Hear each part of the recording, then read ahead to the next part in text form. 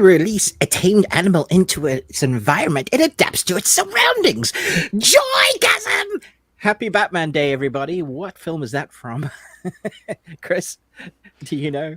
That looks like it's what, Batman and Robin. Is that the one with Jim Carrey? No, number three. Yeah, close.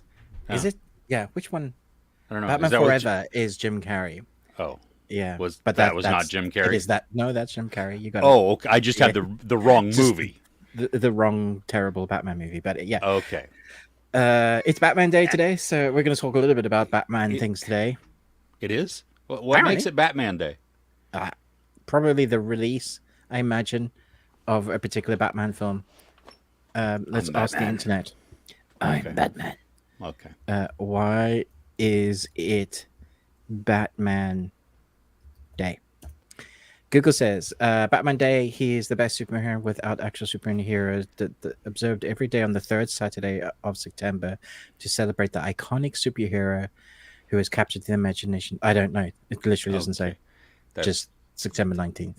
Oh. Okay. Fair enough. Third Saturday in October. Nope. September. Something. September. Some Yeah. month. Anyway, Oh, need more okay. coffee. Welcome to the best thing you watch this week. Chris from Movies and Munchies, myself, Ruben from the Ruby Tuesday. We're going to be talking all things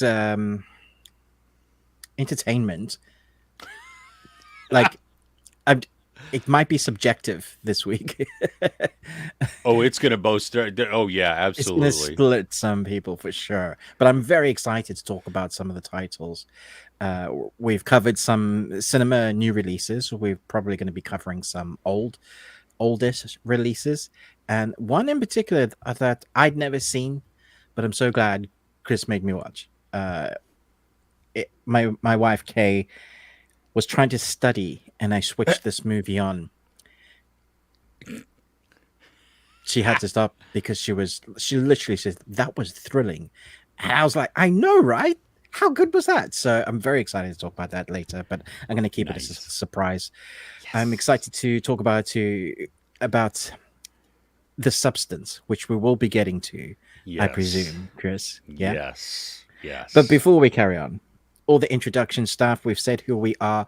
If you like this live that we do every Saturday, barring health issues or barring health issues, then that's what we're here. UK 4 p.m. time, US time in California 8 is a.m. 8 a.m. Good Lord. So that's how much he really wants to do this, is getting up on a Saturday at 8 a.m. I really appreciate that, Chris.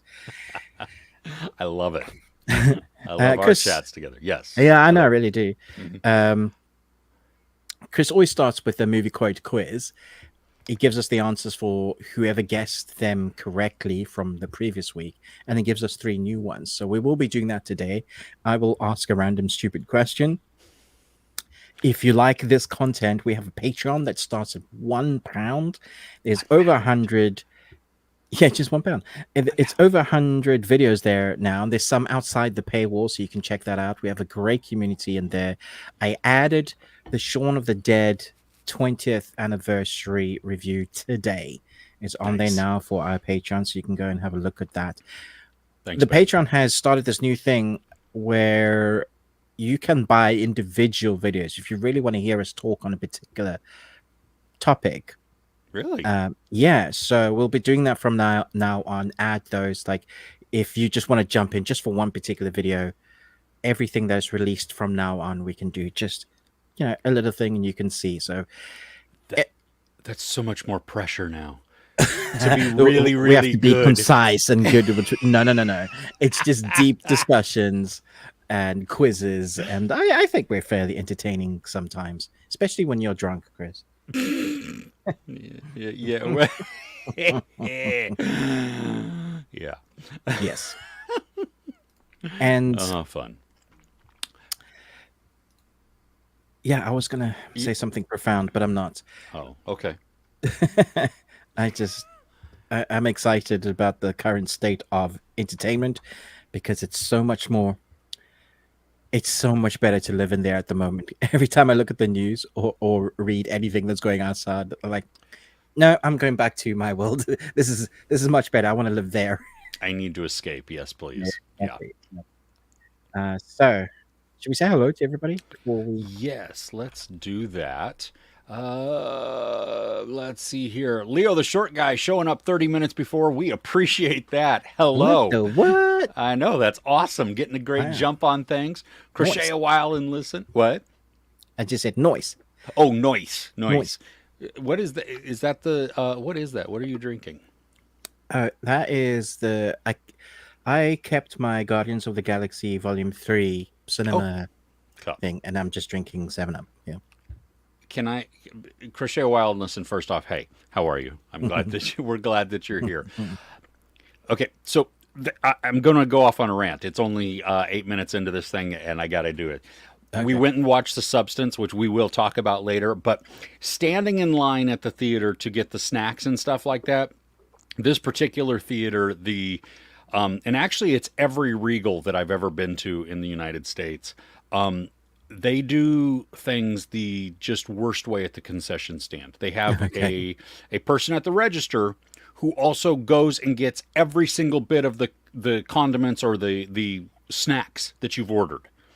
So it takes forever. Well, so there's only 2 people working when we went on Thursday night. And this dude standing there, apparently they had some collector's cups, and he's being very, very choosy. And so he's just sitting there going, oh, well, what is the other one?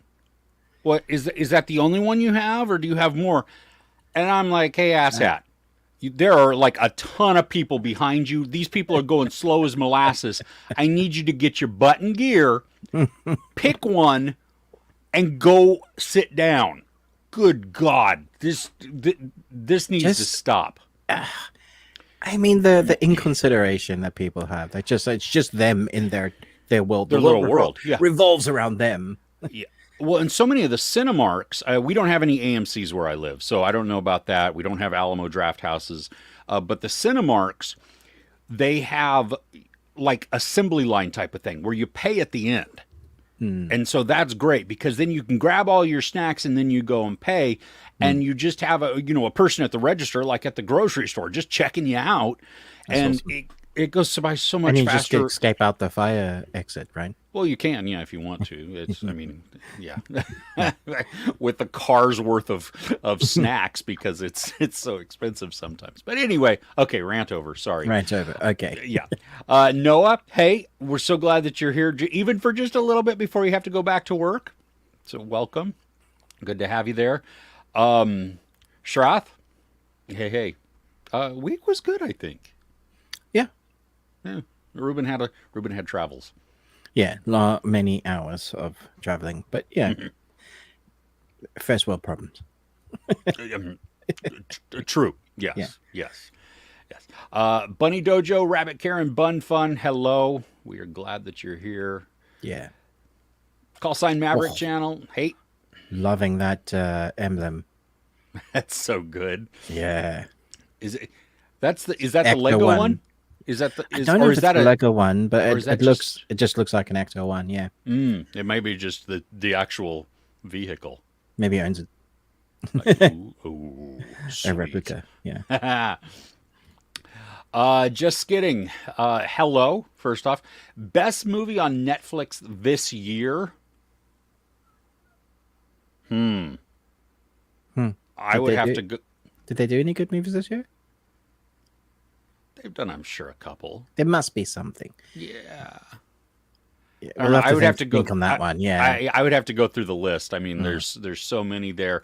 Also, best show on Netflix of the year. That also, again, I would have to go back. Why don't you give us some of your favorites of each, and we will choose one of those. There you go. Or that you're thinking of, you're considering. You know, if you haven't watched them, hopefully we have. So, Theron, hey, hi. Theron V. It's the Theron fifth. V. It's the fifth Theron. Oh, Theron the fifth. Okay. Yeah. Yes, and don't believe everything you hear. Okay, Mr. Saxon, good morning, hello, good afternoon. But Ruben, have you had a chance to see the BB show Nightsleeper? Everybody at work is obsessed with it, and I binged 3 eps this morning. It's great. talking about it today. Oh, well, there you go. Rock on. Theron the Fifth. Also, again, hello.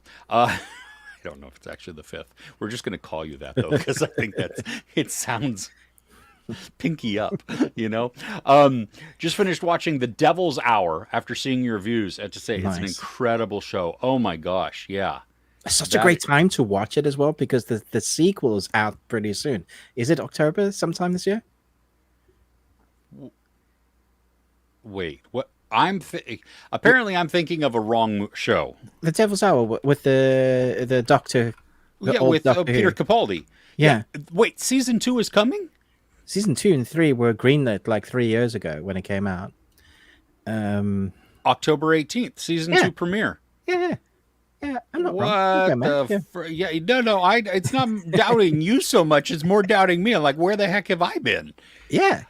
Wow. Perfect time to watch it because the ending of that was tough. I was like, I'm gonna have to go back and watch it actually because it's been 3 years since we watched season 1. This is yeah. Yes. Now I remember because there was a different series, and maybe it's the same series. Probably the same series. Because wasn't there like a contentious relationship that he had with another detective? Yes. Okay. Oh, okay. So it is the same. That's the same thing in my head. But now I remember that might be something else. No, that's something else. Yeah, no, that's a different one with Peter Capaldi. Okay. Yeah. Yes. Right. Okay. But this one is the. This is the one where it's like dark series sort of puzzling, right? Yes. Yes. Okay. And you think one person is the evil person, and then you realize you have no idea what's going on. Yeah. It's so good. I loved it. Agreed. Oh, I'm excited. Well, thanks for that. That's cool. That's when you go to Cinemark, call signs Maverick Channel, and go to Cinemark, you get the snacks online, so there isn't much of a wait. Oh yeah, the snack and a tap or whatever it's called. Yep. Yeah, we have that. They put the snacks like on your seat because it's numbered. You know, you have the chairs and stuff. They're like I guess they're wider, and they'll have like the popcorn and the drink ready for you as you come. So it's just sitting in there when you come. Nobody's standing there watching to make sure that none of the other people touch it. I mean, it depends on the food, but normally it's like an enclosed bag of popcorn or fruit gums or something like that. Okay. It won't be like fresh stuff that it can be tampered with. Oh, okay. Because like you suddenly get roofied. Well, yeah, because our large popcorns are just buckets, and so there's no way to close that up. As soon as you arrive, they'll probably just have it ready for you and bring the fresh stuff. Okay. Like I wouldn't want a hot dog sitting there for an hour. It's rock hard. I had a hot dog from a cinema that I won't name recently. Cost me £8. Name it. £3 more. It was a View Cinema. It was £3 more than my cinema ticket.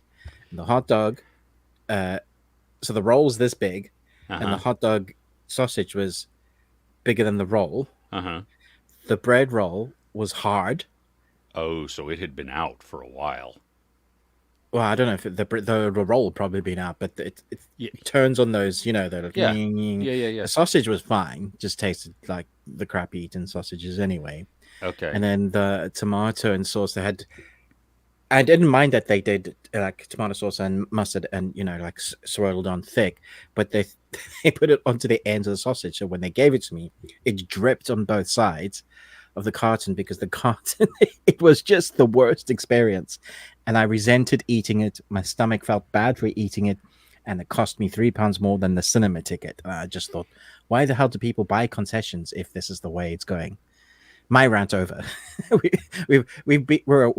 We're 17 minutes in. We've had 2 rants. It's a good day. Yeah.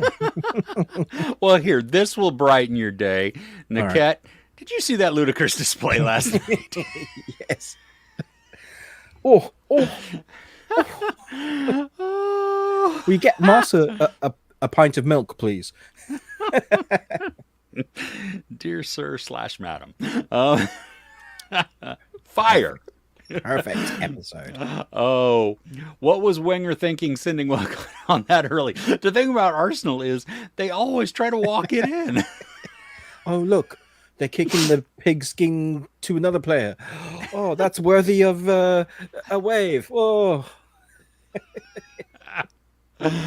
Oh, I love that show so much. makes me so happy. Oh gosh. Okay. So does the up close shot of Dennis Quaid eating shrimp count as body horror?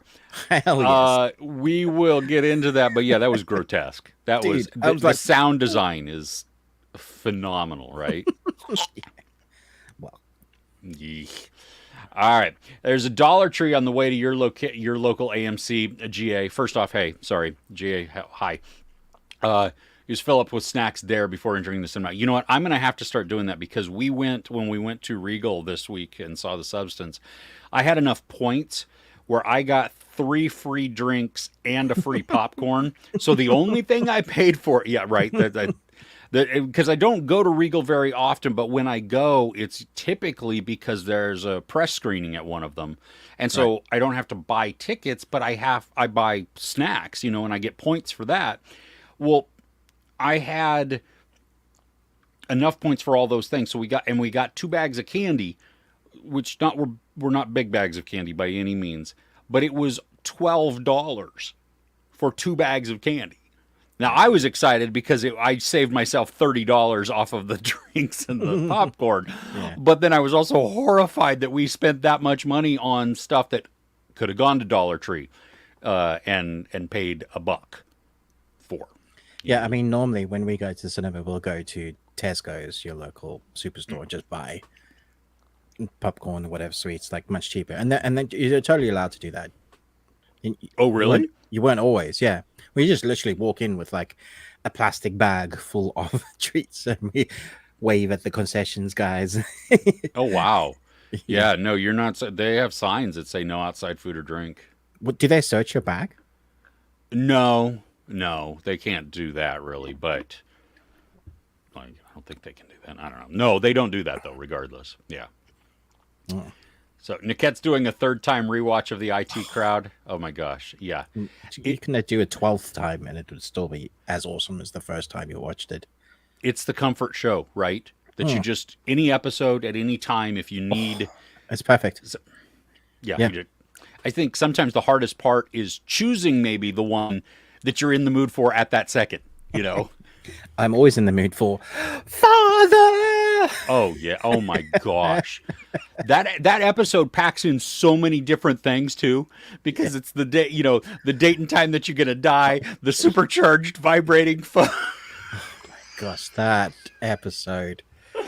She's like, Isn't that also the one where Jen is smoking and she's oh my gosh, or they is it, do a whole storyline where she's like, suddenly it's Russia. They walk for miles to go to the smoking shelter. this is so good. Oh, Aljam, is that, yeah, Aljam? I think pronouncing that. Welcome and Captain. I I don't know. oh Captain, my Captain. Don't know. Yeah, I don't know. maybe. Okay. Is it worth watching the new season of Monster Verse? Oh, the Monster series from Ryan. What's his bucket? Yeah. All right. Let me do a quick review. Oh. It's 9 episodes long, each about an hour long. It is not the same as Dharma. Dharma is very much in your face, grotesque, creepy.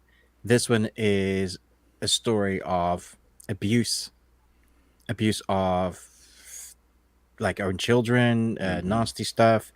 Its story is about the psychosis of killers, and it's the unraveling of 2 minds in amongst what people use them for.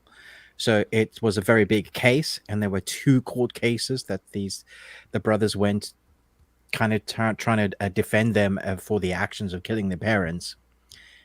And it jumps around. So you're in the future, you're in the past, in the future, you're in the present, and we see them with like the serial killers jump to the future. No, you see how yeah, you see how each character leads up to that moment, and even way before, like how they were treated as kids. Yeah. And then you don't know if what you've seen is true. So when it comes towards acting, It's phenomenal. They did a fantastic job, like Oscar-worthy performances. In terms of length and story and drawing it out, I think it was like 3 episodes too many. So it's like Wow. separating the two, going, I understood what you did here, but it felt like at times it was just monologues for monologue's sake. And you didn't really cover anything new with revealing that. And when you revealed it from the other person's point of view, I already understood that person's point of view. It got stuck in the middle and then wrapped up too quickly. And I don't know that you can really call it an accurate depiction. It's a very fictionalized version of the events, and the story doesn't end where it's caught up with what has happened. Like even now, because the last couple of years, the story has progressed somewhat where new information's come to light. Why can I suddenly hear myself? I think my computer freaked out for a second there. Okay. I'm gonna. Can you hear me? I can hear you. I can just hear myself twice. Are you still hearing yourself twice? Yeah. Let me. I'm gonna lose my microphone for just a second. Okay, cool. That was so weird. It's still so weird. Okay, testing.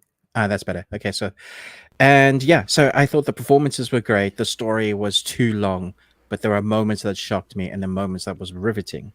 So every time I went up, I went down.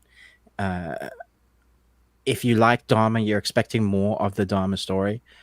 That's not what this is. So this is just character studies with a story that's known. And so here's the thing. I don't know if it's worth you watching 9 hours of it, because next month, well, like a couple of weeks, Netflix again are doing a documentary on this. Are they really? They did that before. They did that the last time, though, didn't they? Yes, they did. It's weird. I don't understand the documentary, if it's up to date, will be much more entertaining or more accurate. And like half the stuff that they said when I did my own research, I was like, the way it ends is not how it ended. It's just they embellished the ending, so this is totally, I would say, take the story, half of it is probably true, the other half isn't. That's weird. That makes me less excited for the Ed Gein one that's coming out soon. Yeah. So I don't know. Take that as you will. Yeah. Okay. Luna Cascade. Hey, welcome. Glad you're here. Way too long. Agreeing with you, Ruben. The only good thing about it was the way it was presented. You still don't know if the abuse defense was true. Yeah. Right. That's the information I'm talking about. There's new stuff. Information's come to light that may prove that did happen. And so to not have that in the series is bonkers. Well, and I think with some of these like that type of thing where the accused perpetrators of the abuse are no longer there, right? They're dead. Yeah. And then so you only have to go on the accounts of those that say they were abused, and you don't want to. I mean, that runs a rough patch right there of like you don't want to. Yeah, but this was a letter, and it was verified with information that happened from someone else, from the parents, and so because this person's alive, so it makes that whole side of the story going, well, if that's true and authenticated, then I don't know that they deserved what they got. Okay, yes, they killed their parents in the most vicious way. But for what they were doing to them, that might have been psychosis-induced trauma building up to a place where they couldn't live like that anymore. Yeah, and you don't want to go down that route of not believing the victim, right? Exactly. Yeah, because there's so much of that already. There was parts in the second case that was infuriating, where their lawyer didn't get a word in edgeways. Everybody had made their mind up that they were guilty, and it was basically just, hang them. If there was the death penalty, they would have been killed, like for sure. Wow. I was watching this like I know, even if you think they're guilty, this is not justice. What's going on here? Every time she objected, he was just like, no, sit down. Objection, Oh, Your Honor, leading the witness. No, sit down. And it's just like, what the hell, man? wow. And That. Yeah. that's yeah. You know what that is, yeah. Yeah. Yeah. Okay. All right. Yeah. Crochet a while and listen. Used to have to hide all your goodies in your large purse. I wear sometimes like cargo shorts or something, and so sometimes snacks go in there. Yeah, in the pockets. We used to Yeah. do that, yeah, but we don't have to anymore. Yeah, I had a friend when I worked. I had graduated from high school, and I was working at Round Table, and I had 3 friends who were trying to become snowboarders, professional snowboarders, and so they were just saving money left and right. Probably told you this story before, but at that time IHOP after 11 p.m. would do all you can eat pancakes for $1.99, and so I would go with them. And problem was they would just be so slow at bringing them out that it expands and you can't eat anymore. But my friends would literally fold up the pancakes and put them in their car That's shirt amazing. pockets. Like, that's gross. But they never caught on. Oh well, no, they didn't. It doesn't care. matter because I it's mean, all you can eat. Yeah. Yeah, exactly. We're taking these So, with us, yeah. yeah. Did so- they at least fold them like in between like a No. tissue or a serviette or No, anything? no. These were, These 3 were snowboarders guys. and just no, put no, mush in their pocket and took it out Yeah, and shoved it yeah. in the gullet. Yeah. Yeah, no, they were great guys, wonderful, wonderful people, very, very nice and Did stuff. they ever but become I professional don't know. snowboarders? After I helped them move up to Squaw Valley, we just lost contact because I went away Yeah, to it school happens. and It's you know, far. Yeah. yeah. So I'm gonna let you do this, Ruben. Father!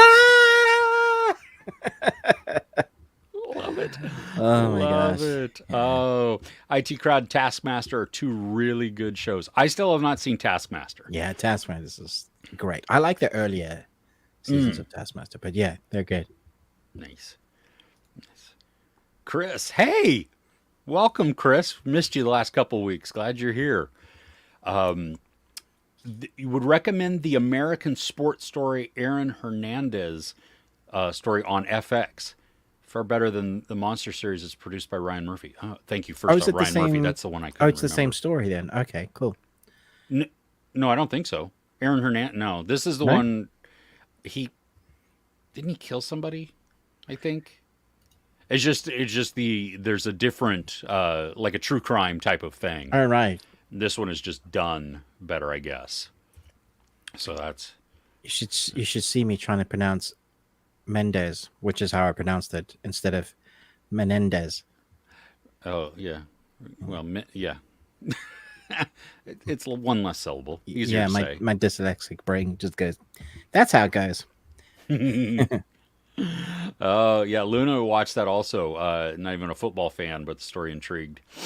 So cool. I haven't even. I don't think I haven't even heard of it.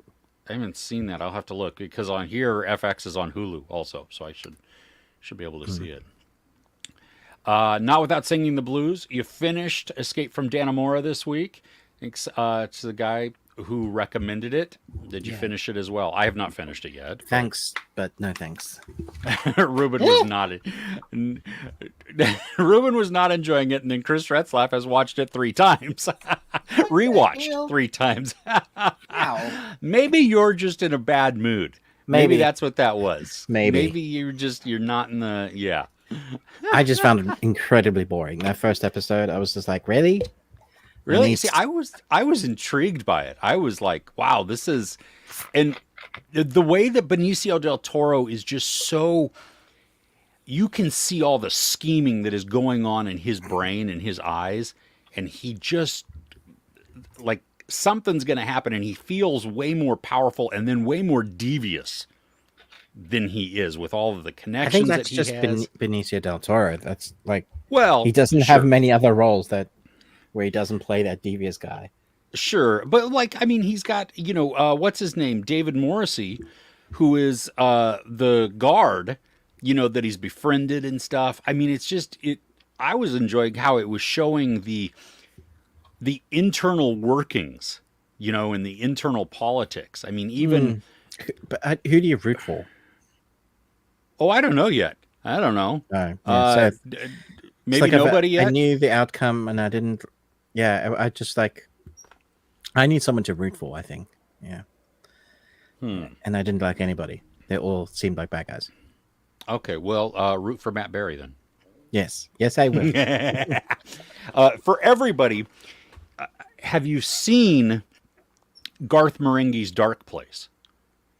Because that is it. Matt Berry is one of the stars in that. So is Richard Ayoade. But it's not for everybody. I'm just going to say that. It's Garth Marenghi's Dark Place. So, anyway, okay. I loved it. So wonderful. And his book is just incredible also. Despite your reaction to your question about watching Fight Night, you binged to catch up last week and found it really enjoyable and worth the time. Oh, okay, cool. Well, yeah, the stars in that are phenomenal. So, yeah. What was our reaction? We were just kind of like, eh. Yeah, it was it's the one that's on it's on Peacock. It's got Don Cheadle and Sam Jackson and Taraji Henson. It wasn't a bad reaction. I just said we just didn't have time for it. Like there's so much. Yeah. What's up with Netflix Geeked Week? Geeked Week. Kind of disappointed, not gonna lie. They didn't really show that. I agree. There were a couple of things. I didn't watch it, but I saw some other people tweeting out, and then also Ruben, Netflix, not you, Netflix did it. We're putting out some things, and there's an Argentinian series or a movie that's coming out next year that I was like, ooh, that looks good. I can't remember what it was called. Not even gonna try. There you go. So, Fro from Norway, welcome, Fro. You love the new bun, Ruben. Are you wearing a bun? You got a bun? Yeah. It's not new. It's just my hair's long. Oh, yeah. Well, it just gets it out of my face. Cool. Well, Fro is enjoying the look of that. Cool. Thanks, man. After seeing Rami and Rhythm on America's Got Talent, I've been addicted to dog dancing competitions on YouTube. Oh, nice. I do enjoy that. The trainers put so hundreds of hours into dancing with dogs, and what dogs can accomplish is amazing. But imagine having the patience to do that. Oh. Well, I don't even know if I've seen. Maybe, I don't know. I'll have to search out dog dancing on YouTube. Just do watch the clip. Yeah. Okay. You would watch an Eva Mendes story. Oh, I missed us. Well, we missed you too. So hey, we're glad that you're back. Getting a kind of Kindle Scribe. Do you either use Kindle products? I have a Kindle. Yeah, I currently read on an Amazon Fire thing tablet with the Kindle app. Yeah, the Kindle has on. Yeah. My wife, and 3 of my kids have Kindles that they use a ton. I want to use a Kindle. I love the idea of a Kindle. I collect books on my Kindle. I don't use my Kindle. I like it because of the various filters it has. It's really good for reading at night, a dyslexic fonts. All of that, is incorporated. It really helps. Well, that's good. Yeah. Oh, I'm sure. Yeah. Well, and also, being able to change the font size for those of us that have failing eyes. My wife used to, when we would go on road trips, and I kid you not, she would bring a special bag that was filled with books. Well, okay, and it didn't matter if we were just going into San Francisco, which is only hour and a half away. Yeah, she would bring, because she didn't know what she would be in the mood for. You know what I mean? And she would want to read. And when we first got her that Kindle, it was life changing. Not only for us, the rest of us in the car, because there was no longer this giganto bag of books, but for your also backs for as her. Well. Well, yeah, and so now we have books galore. I mean, you've been to our house, Ruben. You know that, and we haven't gotten less books. We have more books now. Even when we donate a crap ton of them, it's like they're rabbits, and they just multiply. Rabbit Dojo, Bunny Dojo, you would understand that, how quickly that could happen. And it's insane. But yeah, I think my wife has like 13,000 books. No, that can't be right. That may be how much they hold. She probably has a couple thousand books though on Kindle. Wow.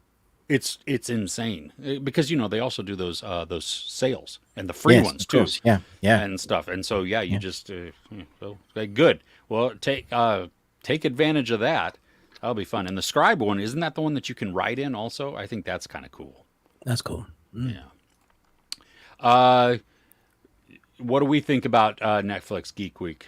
Oh, I already said that, didn't I? Was I that think we covered that one. Unless it's like sorry, I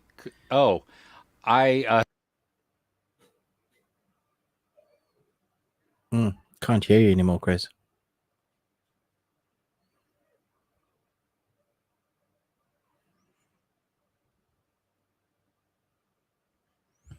I'll check if it's me. do, do, do, do, do, do, do, do, do, do. Oh, it's still working on my Mac, but I How can't about hear now? you. Can you hear me now? Yeah. Okay. I don't know what's going on. It was weird. Like, okay. Yeah, I don't know what's going on today. That's weird. It's two times now. You're on vacation this weekend, Chris. Well, good. I hope you're Nice. having it. What's the address? Just let us know. You're rooting for the Penguin this week. It's outstanding. Yeah, you loved it, right, Ruben? Loved it. Yeah, it's probably, I think, my 5-star series. This the only one that got 5 stars. Wow. Yeah. Nice. I'm going to wait until it all comes out, I think, to watch because I did not get screeners. And so I'm not going to do them week to week. Yeah, no, that's fair. Yeah. Good evening, Son of Soils. We're glad you're here. Okay, so call sign Maverick. You saw the Killer's Game. Really fun action movie. It looked bad, and it's not been given great ratings at all. So that's interesting. I do wonder sometimes if us critics are sometimes just too focused on the creative process of the art rather than stepping back and just enjoying it for what it is. Yeah, because I mean, looking at it, I don't think the story is going to be deep or anything Oscar worthy. But if I can have an hour and a half to 2 hour chase and gunfight, dude, have you seen Free Fire? That Yeah, movie with Brie Larson and the cannibal and Sharp. Yeah, Charlotte Copley. yeah, Copley. Yeah, that was great. It's just a one big room with a whole bunch of shooting. Yeah, I mean it.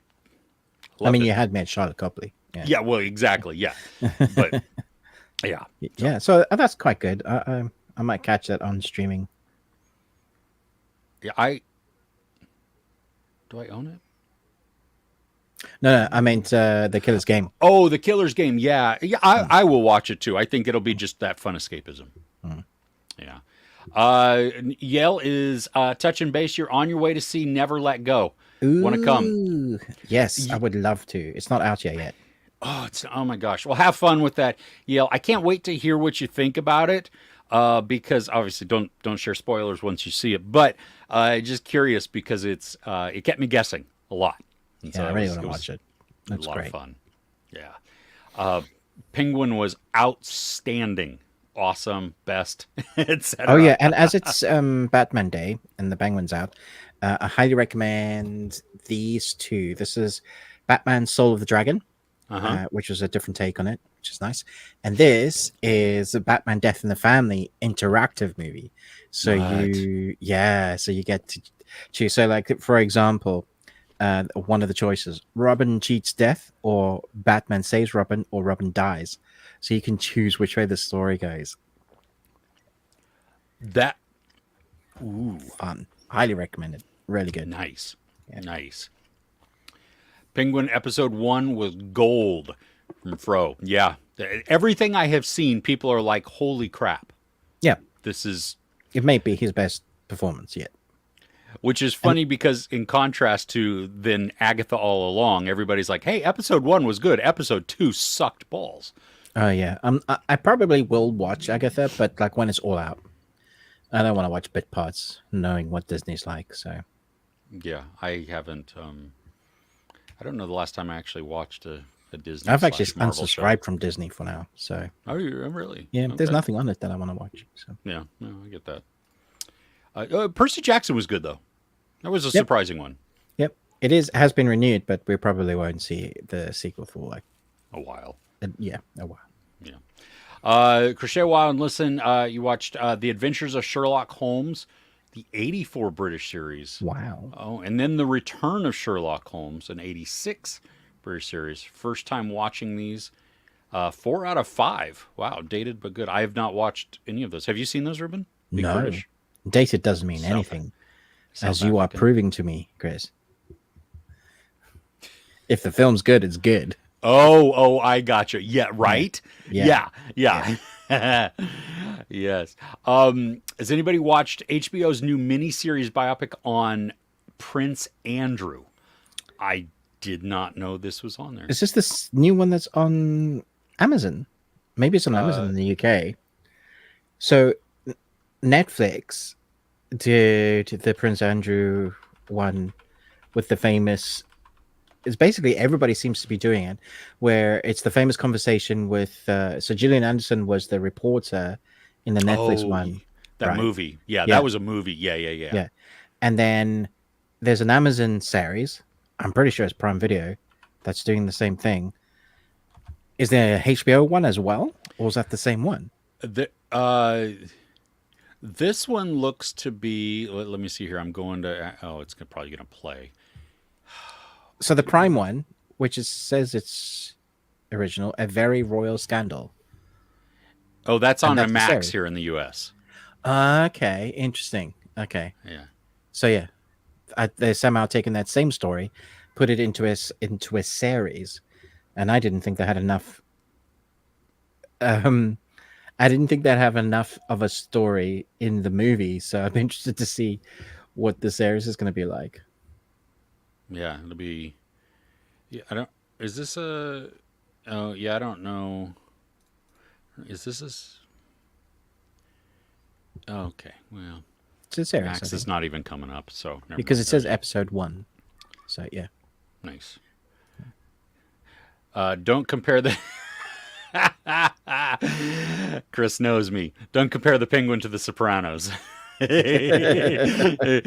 Luna said Penguin and Sopranos are way different from one another. Yeah, exactly. well, this one's set in Gotham. Yeah. Yeah. What does Chris knows? I am not a fan of the Sopranos, and I know for everybody that's like, oh, yeah. There's updated versions of that same sort of dynamic, and that I think you would enjoy more. But I just think The Sopranos particularly is dated. It's for people that loved. There was very similar shows like The Wire. Don't know if you ever watched The Wire a lot. Oh, you like The Yeah. Wire? Oh, okay. yeah. And you didn't like The Sopranos? No. That's so surprising to me. Wow. Okay. Come on. One has Idris, one does not. Of course. No, I don't know. I'm not totally into the whole mafia thing, honestly. Yeah. I mean, You might not like the Penguin. well, but see, it depends on also the characters, the actor. Like, you want to root for somebody, you know what I mean? Yeah. Like like in The Sopranos, my I gosh. didn't like Tony Soprano at all. For that reason, it's gonna break everybody's heart. The Penguin. Yeah. Okay. Man, I love it. I can't wait till it's completely all out, so that we can talk about it. No, that'd be nice. Yeah, I want to see it too. Yeah. Seen the trailer for Brothers. Peter Dinklage, Josh Brolin, they're twins with Glenn Close, and Brendan Fraser's in it also. What? I am excited for this. Oh, that sounds amazing. Looks like a dark comedy from what I Okay. got from the trailer. So, So it's not a remake of Twins. no, I don't think so. Oh, Has anybody seen Victoria from 2015? I was going to say 2025. I haven't. I want to throw that one out there because for people to watch, because you can't believe how many people don't talk about it ever. Have you seen this, Ruben? Do you even know what this is? I'm checking. Me too. Jenna Coleman, Adrian Schiller, about Queen Victoria. Huh. No, I like Jenna Coleman, though. Yeah. No, I haven't seen it. It's here in the U.S. It's on Bravo. Yeah. Bravo. Bravo's still the channel. Wow. Yeah. All right. Shiny's here. Late. What's up, people? What's up? Sorry for Nice. the view that everybody got there. Have you seen or heard about your breakfast? Exactly. The Terror, season 1. Yes. Oh my gosh. Ruben, have you seen this? I have seen this. Season 1. I've only seen season 1 and it was great. I've only seen season 1 too. I don't understand why, if they knew it was going to be an anthology, why would you call it The Terror? I mean, I understand for season 1 because that's the name of the thing, the ship. But season 2 is not. Season 2 is a completely different thing that has nothing. You know, I didn't understand. They're just trying to draw on, and it's cheeky already. Well, because True Detective is called True Detective, but they always have like a subtitle of like Night. What was the fourth season called? Night Country. I don't think the other 3 had one though. Oh, and they're individual stories, so maybe it's the same sort of thinking. Well, yeah, I mean, but I don't know. I don't know. I don't think your argument was so different. Yeah. But yeah, it is. It's a very good series. Season 1, harrowing. Yeah.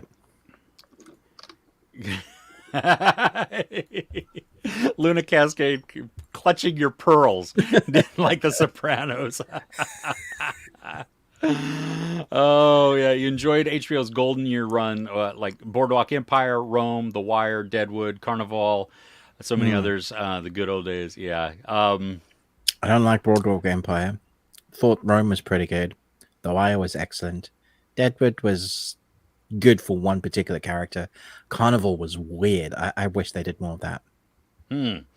Is Deadwood the one with the character that you like? What's his name? From Pirates, the Pirates movie. Jonathan, and from more so from John Wick. Yeah. What have you done? Okay. Yep. Luna. Both seasons of Terror loved them. Okay. Sweet. Nice. Cool. All right, Ruben. We have done chatted. We done good. We do. So let's do our movie quote quiz. You want to do that? All right. We'll dive into some of the stuff that we show there. Yeah. Okay. Last week we had one winner. I think I'm very close to being fired. I think that's where we're going. Tara Briscoe got all 3 right. Hey, congratulations. Only one. You looked up on Google, right? The answers were Split, Wanted, and then The Chronicles of Narnia, The Lion, the Witch, and the Wardrobe. It says McAvoy is the connection. Yes. Because I think a lot of people forget that he was... Tumnus, yeah. Yes. Wanted is a spectacular movie. Love that film. I can put it on any time and enjoy it. Yeah. Yeah, it's a lot of fun. And from Speak No Evil, he is just as jacked as he was in Split. It's crazy. It's just, there's like, whoa. I could use his personal trainer, to be honest. But see, they're actors. That's all they do, right? They're paid to. Yeah, I could probably look good and be in shape if I was paid to just do that. I'm in shape now. Well, round is a shape. I'm in shape also. I'm with you right there.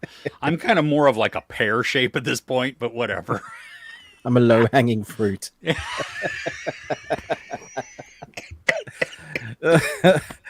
Oh, God, it's good to laugh. Of course, we Oh. have the people. Oh, The fools are. goodness. I'm just Okay. on my own world. Are you ready for this week's? Probably not, but let's do it. Okay. Number one, Ditto. Dude, that could be so many films. I know that it's going to get easier. I trust you. Okay. I trust you. I promise. Trust me. Okay, you ready? Because they stand on a wall and say nothing's going to hurt you tonight. Not on my watch. Number three, the dress is for sale. I'm not. Okay. So let us know in the comments. Ditto. What? If you know that, you can either leave it in the actual comments or in the streaming. But if you're doing in the chat, well, there's not even any way to not hide it. So whatever, just go for it if that's what you're gonna do. Ruben, though, what is your question? It's a really simple, easy one. What's your favorite, the best out of all Batman movies? What's the best one? The Flash. You like the Flash one? No, I with, don't. With Keaton. Yeah, no.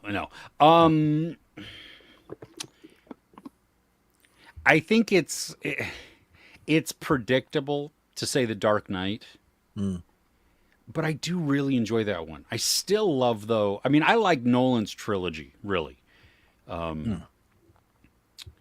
But there's something about that. I mean, even if you take out Heath Ledger, which you can't because he's so phenomenal in that role, but just like the score of it, the ending where Gary Oldman is narrating, you know, when he's talking to his son, and the music is starting to swell, and you have Batman running and then hopping so on the cycle thing, and yeah. Keaton's Batman, though, I have not watched it, like the first one, in a really, really long time. So it could probably be way up there. Wow. What If you had to choose a second one, what would it be? If I had to choose a second one, I would go. I would do Dark Knight Rises, even though I know a lot of people don't like that one. Oh yeah, that's a very interesting choice. Because I really like Tom Hardy in it, and I like Joseph Gordon-Levitt in it as well. Okay. Yeah. What about you? What are your choices? I'd probably go Mask of the Phantasm. I think that's the best Batman movie ever made. Is that a It's an animated film. Yeah. Oh, okay. From 1993. Oh, wow. Yeah. See, to be fair, I have not watched any of the animated ones. Oh wow. Okay, you're missing out. Well, yeah, I know, because there's a couple of them specifically that are like top tier, right? I mean, this one, Mask of the Phantasm, is one of those. But so good, yeah. Okay. Yeah, I mean, it's still got like the classic voice cast. You got Kevin Conroy as Batman, Mark Hamill as Joker. Yeah, there's just a collection of phenomenal voice actors, but it's the story. It hits home. It's really real. My second one, like, it's really tough. There's so many good ones. If you account for, I guess, the animated ones, because they've done some really unique stuff in that. But I really like the new Batman. I think that the Batman. Matt Reeves. Yeah, Matt Reeves. I've seen it like 2 or 3 times now, and every time I've watched it, it feels to me that it gets better. So it's aging really well. I'll give it a few more years before I really like rank it up there. But I'm of the few people who really enjoy Batman Begins more than The Dark Knight. I think that first film, I mean, and it's really close, but I just love the intro. I love the whole storyline, his origins. I thought it was done really well. They didn't linger on that too much. Some of the Batman films just take so much time. Yeah. On that, we get it. His parents died, but like every heroes' parents die. It's to make them something, you know. What were you gonna say? Oh, I think it's kind of a shame that they, you know, like I liked Maggie Gyllenhaal. Mm. Okay, so she was great, but I hate it when they change Oh, they actors. changed the actor. You know, Yeah, from Katie Holmes to yeah. yeah, it's In the Dark Knight. So it was my Mackie. yeah. Yeah, I don't know why they did that. Oh, I'm pretty sure there's a reason, but I'm sure there is. Yeah, but yeah, Katie was great. yeah, Yeah, I thought she did a really great job. Mm. Anyway, there you let go. us know in the comments what your favorite Batman movie is. Because we're far in time, I think we should probably still do, because we had such a great chat already. Yeah. We should probably talk about the best thing we watched. Do you want to I talk about agree. The substance. yeah, Yeah, let's talk about the substance. okay, because we've been wanting to. We've been holding off, so we'd be fresh for this one. We won't do spoilers, No spoilers. just because it just came out, and that way everybody else has an opportunity to watch. But Yeah. Ruben, tell me, what did you see anything going into this? First off, No, had you seen anything? I knew nothing. Okay, Yeah. Oh, and you knew that Demi Moore is in this, and Margaret Qualley. yeah, Margaret Qualley. And I was like, that's enough, The only thing I had seen was the poster right? of the like that's kind of in our background. I mean, I Yeah. augmented that to add the activator in there, but with Mhm. you know a figure standing over somebody else with a stitched up spine. I was like, yeah, okay, this looks good. I would say that everything in this film is fantastic, like top notch. Apart from there's the story that shapes the world and the message that is, you know, forefront. Some of the science fiction, some of the science is science fiction, and you just have to Sure. kind of you have to put that to a side of like how certain characters do certain things and how they get where they get, ugh. and uh but that would be my only. I had one other drawback. I think it was slightly too long. I think it could have been quicker for a horror thriller. I think there's a sweet spot, and sometimes I felt like the message was just to be like, I get it, and I know what you're gonna do. I don't think we needed to have any more of that. But that was like just if I had to, you know, because I have to be subjective on a film. What did you think? Were there any negatives for you? For me, like the ending, I I was two minds of this. You Hmm. know, from body horror, gore fest type of thing. Yeah, I absolutely loved the ending. yeah, I mean, it is bonkers. gratuitous and horrific and disgusting and just everything you want Yeah, from this type of movie. yeah, However, I think it weakened and distracted from the point that the movie had built up to, because there is a point at which something happens, Hmm. and then right before we get to the there's this fine line because something happens Hmm. towards the end, and it gives us a vision of like horror. Hmm. Okay, and it's great. And I think had it ended there, it doesn't break away from the point of certain little things. Like a character, Demi Moore says one line at one point towards the end that is so poignant, and it wraps up and points to everything, all of the impetus and her motivations from the very get-go, you know. And it's like, wow, so powerful. So I would say, like, my biggest criticism is that while I absolutely loved the ending for all of the nastiness and all of the Hmm. fun that it is, if you're looking at it from story, no, not story, message, then it weakens it some. But can we talk about the prawn scene? Yeah. What the?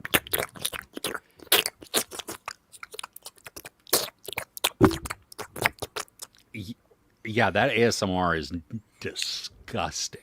So gross. I actually felt queasy. I was like, Yeah, I was not. I mean, I was trying to think. We've watched a movie recently, like, I mean, within the last year, that had something that showed some up close type of things. And I couldn't remember what that was, but it's because it's not just him eating, it's the conversation that's going on while he's eating. yeah, He's sitting there talking about how women, once you hit 50, you're done. It's like something changes. And yet, this beautiful woman who is 50 sitting across from him is still beautiful, and he is a disgusting pig. yeah, yeah.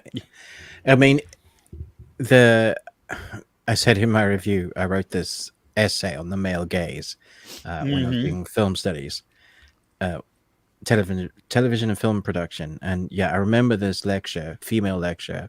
I say female on purpose because she was teaching on the male gaze, and it you know, and yeah, and it was fantastic. And it's one of the few lectures that I remember explaining, and then kind of light bulbs going off as I was understanding, how media at that point, because this was back 2012, was still very much skewed to the male gaze, and it is in parts, it's in other films, but we're much better at it, I think.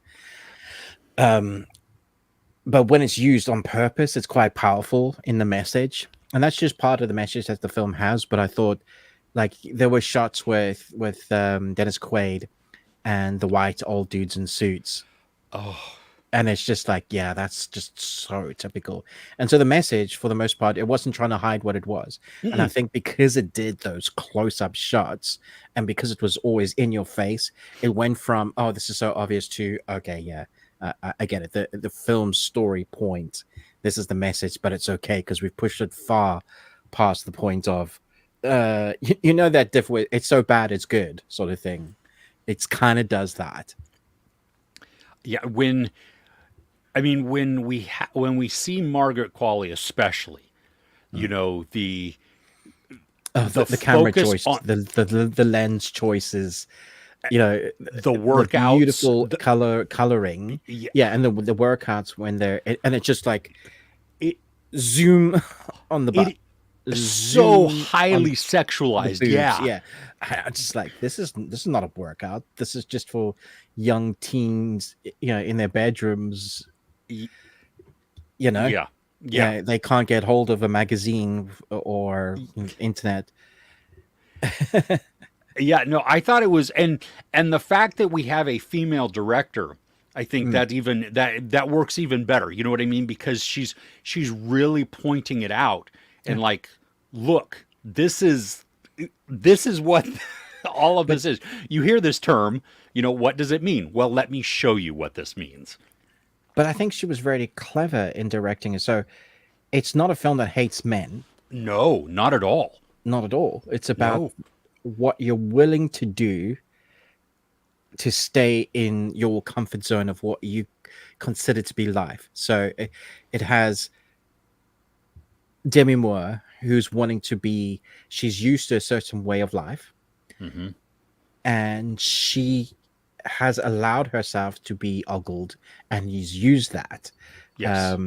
And that's her control and her power, and she feels like she's losing that power, so does anything, whatever she's willing to do. So it's more the pursuit of power and control than it is on the male gaze. There's a lot more. I think there's many more layers that you could dissect as well. Oh, absolutely. Because think about it from a self-love / self-hate standpoint. Yeah. You know what I mean? That internal struggle that I think everybody goes through. And I think that's where this film becomes very relatable, regardless of gender. I agree. Is that, you know what I mean? Like, you can look at imperfections in your own body. We're our own worst critics, right? I look in the mirror and I go, look at my receding hairline, or my, play with my belly flat.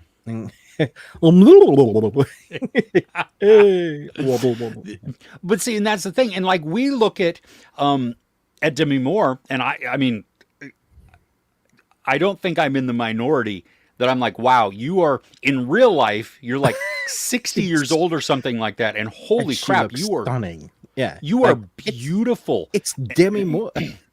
And then Yeah, the daring and the brave to be so vulnerable to be nude in there. man, You know what I she mean? just. I was like, whoa. Well, Yeah, and it wasn't, and I appreciate that it wasn't sexualized those in bits that. weren't gratuitous or voyeuristic.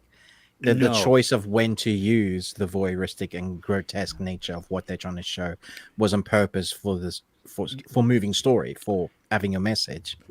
Yeah, and so I mean but we get to see this woman who is aged Hmm. and she still looks great, but we can also see how she sees herself. And Yeah. she sees all of the imperfections, all of the, the sags and stuff like that.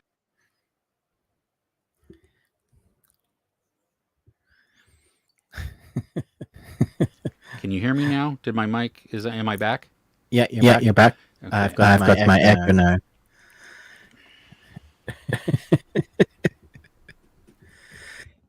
Hey, at least it's not me this time. Normally it's my tech that's going bonkers. How about now? Am I Yeah, back? yeah. Oh no, Oh no, I'm still echoing. How about now? Testing. Nope. Still echoing.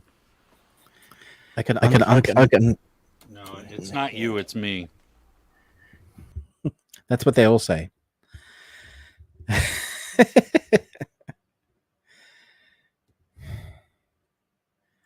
That's what I said to my wife last night when I said sorry. And she was like, what?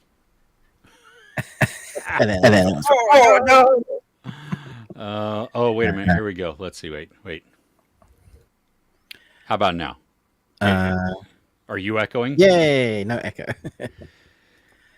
Sorry, everybody. I don't know what's going on there. Computer's freaking out. Is alive. Doing Yeah. something. And I can't reboot it because that would be problematic. Anyway, the self-love, self-hate type of thing, you know what I mean? She sees the imperfections, and then that argument that comes in of what not the argument, the repeated message of there is no she. Oh You yeah. know, that was because Yeah. that was powerful, and it keeps reinforcing the fact of like, if you hate yourself or if you love yourself, are you actually satisfied with who you are, or what is this? You know, there's a balance that this movie tries to point out that you can. But everything you can dissect, like, I mean, you could talk about ego as well. Your id. You could talk about psychological effects of what does expectation mean in whatever career you're choosing and what you place on yourself. I mean, you could dissect it till you're blue in the face, but the story and the filmmaking are at the forefront. So even though the message is in your face, the enjoyable ride of the story, the entertainment value. So I think I've seen some reviews where they're like, yeah, but it's too messagey. It's too. I'm like, I didn't get that at all. This was a wild ride. Like, it was phenomenally shot. The shot selection are horrific and make you feel uneasy pretty much the whole way through. The way the film is often too close and then wide, color choices, sound effects, and then that crazy bombastic ending, which didn't need to happen. I totally agree, but I loved every second of it. I was just like, holy crap. Yeah. And where do I get the vats of blood that you use? You know, it's just, yeah. Well, and I saw, after I did my review on Friday, I was watching some reviews, and it shocked me at the number of people that said there wasn't a message in it, or that there wasn't a point, that it just felt empty. And I'm like, what? Did you not pay attention? Because this was like packed with messaging. I would question whether they watched the film, whether it's one of those reviewers that have watched it and then It just is- kind of, yeah. Sure, maybe, yeah. I was really shocked. I mean, it's so obvious. The message is obvious, that Yeah. the main at the forefront message is obvious, and then you could talk about the many themes. Yes. Cool. Anyway, should we move Okay. Yes. on? What's next on your list, Chris? Okay, so what has been my mood the last several weeks? Just dark and murderous. Yeah. Yes, exactly. Well, we continued on with that. Okay. Almost everything I watched this week that's on my list is dark and murderous. Okay. Actually, I need to write down a time code. We watched an Indonesian horror thriller. Okay. It's kind of a folk horror type of thing. It's on in the U.S. It's on Shudder, AMC Plus, one of those. Again, remember mine's all bundled, so I don't really know if it's on actually Shudder or AMC Plus or whatever. But it's called Impetigore, Impetigore. I'm not even going to attempt to say the original title and what it is in Indonesian. That sounds like a Harry Potter spell. Impetigore. It is. Yeah. How did you already watch this? The 2019 one? Yes. Yeah, the poster Yes. is horrific. Yeah, so a toll booth operator travels to her ancestral village in hopes of claiming an inheritance until she discovers the unsettling truth about her past. So it's very much folk horror. It's very much this was better than I thought it was going to be. Okay, honestly, I mean, you love folk horror anyway. yeah, I do. And when things are bizarre and creepy, so you have these two best friends that travel to this really isolated village because one of the girls, right at the very beginning, she is attacked. I mean, this is the opening scene. She's attacked by somebody, and he says something that she's like, "What?" And she was adopted, and so she begins to look into her past, and that draws her back to where she believes her birth family was from. Right. And then once we get there, it's her and her best friend going through the town. They're weird.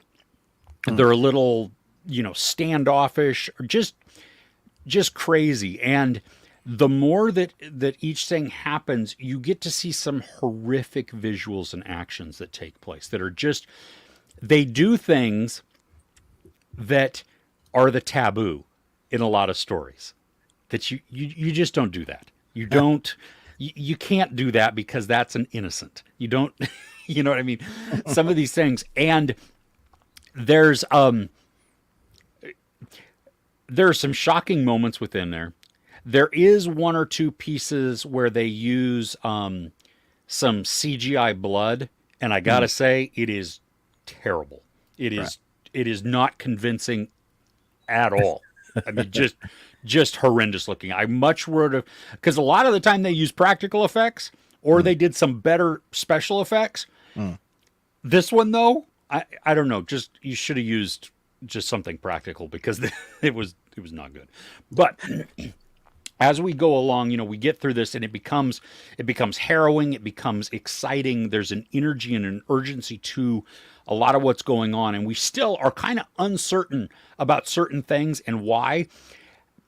I'm torn about how I like the reveal that they give us because the way it comes about feels a little cheap, a little, it's handed to us, like all these explanations so that it just makes sense.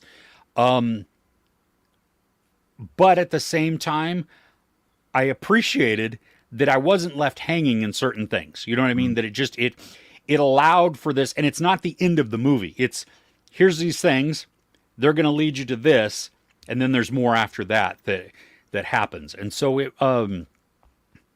definitely worth a one-time watch. It's a little creepy, has some good, just those off-putting vibes, especially from if you've watched any type of movie that has small, isolated community where there is a secret that they, you know what I mean, Okay. that they Yeah, yeah. hold, and an outsider comes in, and for this, we don't even know what that secret is, but we learn about it slowly with our characters. And so that's what makes it even kind of more creepy because we, as they discover, we discover. Wow. So, Okay. yeah. There's an Indonesian horror film that's coming to Netflix, at least in the UK, that is called "Do You See What I See?" And I wonder if that's going to be any good. Yeah, so because I have noticed that in Indonesian cinema, the TV tends to be not great, the way they're filmed, but they do have a unique perspective on horror, and especially with folklore. So this was much better than you expected it to be. Yeah. We had just when my wife and I were going through just creating a list, several weeks ago of horrors that we wanted to watch because I was in that dark and murderous mood. My wife found this one and she was like, "Oh, this might look good." And so we looked at it. We watched. I think we might have watched a trailer. It was like, Right. "Oh, yeah, this might be okay. I don't know. We'll give it a shot." Because we have watched a handful of them that they have not been good. No, they looked like they might be good, and then they're not. And this one was like I didn't know what to expect going into it, so I had no expectation other than we'll just see. So yeah. Okay. What about you? What you got? I want to touch base on a game. Okay. Okay, so a couple of weeks ago, a new big AAA game came out, and it was decimated by critics, and everybody said it was just awful. And to my shame, I agreed with them because I hadn't played the game, but I looked and some of the clips they were using, they were using all like the glitches and stuff, and everybody just loved to hate on it. And then a friend of mine said, "Hey, I got this game. I don't know why everybody's hating on it. I played it for a couple hours and thought I've only had a couple of glitchy issues. But all the other issues that people are having, I don't quite get. Uses the Snowdrop engine, which is a very good engine to build games on because they just run beautifully. It has really nice atmosphere and weather system, which is particularly works well for this game." And then he talked to me when he had done 25 hours of the game. Whoa. And he said, "Okay, yeah, I have no idea what people are talking about. There's some annoying issues, maybe, but they've done a 9 gig update to fix a big, loading issues. Some characters were not moving when they're supposed to, NPCs not doing supposed to, they're just a whole heap of stuff that they found that even though they've been testing it for ages, when a bunch of players play it." So anyway, talking about StarWars Outlaws, that people have hated, and I have to say I don't get the hate at all. So it's an open world Star Wars game, and what I mean by open world, it's a many worlds Star Wars game. And you are not a Jedi or anything. You are basically Han Solo, but in female form, and you have a unique little character that joins you. You got to have one of those that helps you steal. There are factions, the Hutts, the Pikes, the Crimson Dawn, and you have to keep all of them happy by doing jobs for them. And so it's a balancing act as to what one likes. You do a job for one, and then suddenly they like you a little bit less. And so it has these more than complex developments in the story because you are trying to you want to get one particular part for your ship to upgrade it, or your blaster. You are being hunted because at the beginning of the story that I'm not going to give away, but you want to get off from planet to planet. You just want to build yourself enough, and you are out to protect yourself because that's kind of how you were grown up in the slums. You're a girl that has a history of not trusting anybody. She was taught that way, and she's basically like a ruffian through and through. Exactly what you want for this storyline. And I have to say, so far, that the gameplay is fun. it feels like Star Wars, like the look of the slums where the pikes are, where it just, I feel like I walk into a canteen and the music's playing a variety of Star Wars similar characters and aliens, all of that just kind of happening about. And then I looked at some of the NPCs, which I thought was fantastic. I would listen to a conversation. You don't have to; you can just walk past it, but just listen to them having a conversation about something that they overheard, and you pick up a side quest mission. And I was like, that's cool. And then I come back later, and the NPCs have moved on somewhere else and now do something else. So they're not just static. It feels like a lived-in world. Every world I go to. Now there are some absolute astonishing issues with AI not being as smart as they need to. When I'm in a stealth mission, I would hide in the grass, accidentally come out and hit a character. Someone else sees me hit them, and then I would move 2 meters to my left in that grass, and they're like, wait, where'd they gone? Oh, well, I can't find him, and carry on moving. And I'm like, yeah, that's pretty shit. They could have done better than that. But there are small niggles. For the most part, I'm just really enjoying the story. The characters are very Star Wars. It's the better Star Wars story than we've had in a long time. And I'm spitting on my mic. And I say that knowing that the Acolyte is out there. So I don't get it. This is great. It's honestly, like, I don't know what have a lot of those reviewers even played past the 5-hour mark or past the first mission, because there's a mission that kind of is teaching you hand holding, and you don't get off world until like the first hour. But once you like off world and you've done the first mission and everything's explained to you, the world is like your oyster. You go and do what you want to do, and it's fantastic. You get to go explore the world on a speeder, whatever world you're on, in open world. You know, exactly. You get to do the Star Wars stuff you want to do. My youngest bought this, and so got it like day one or whatever, and was playing it. And when you were talking about the factions and keeping everybody happy, he was telling me, it's like, some of them I walk right in and like, oh, get this, okay, cool, and then you walk right back out. Except he had pissed off one of the factions, and so he would walk in and like just get annihilated. It reminded me a lot of a game called Deus Ex, where you could complete a mission a certain way. So like he would do, if you're up in good stead with the one faction, you walk in, steal whatever you want, with as long as they're not looking, but you can get into their bases and stuff and steal stuff. Or you can do stuff and go through vents and stuff and just not being seen. Or you can go loud and kill them. There are varying ways just to complete a mission. It's just your choice, your play style.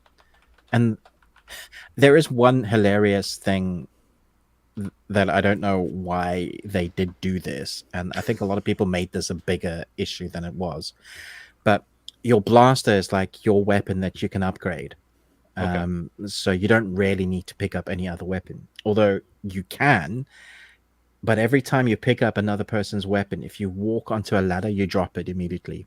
Or if you jump to something else, like I picked up this wicked sniper rifle and say, oh, here we go. I'm going to stick this on my back.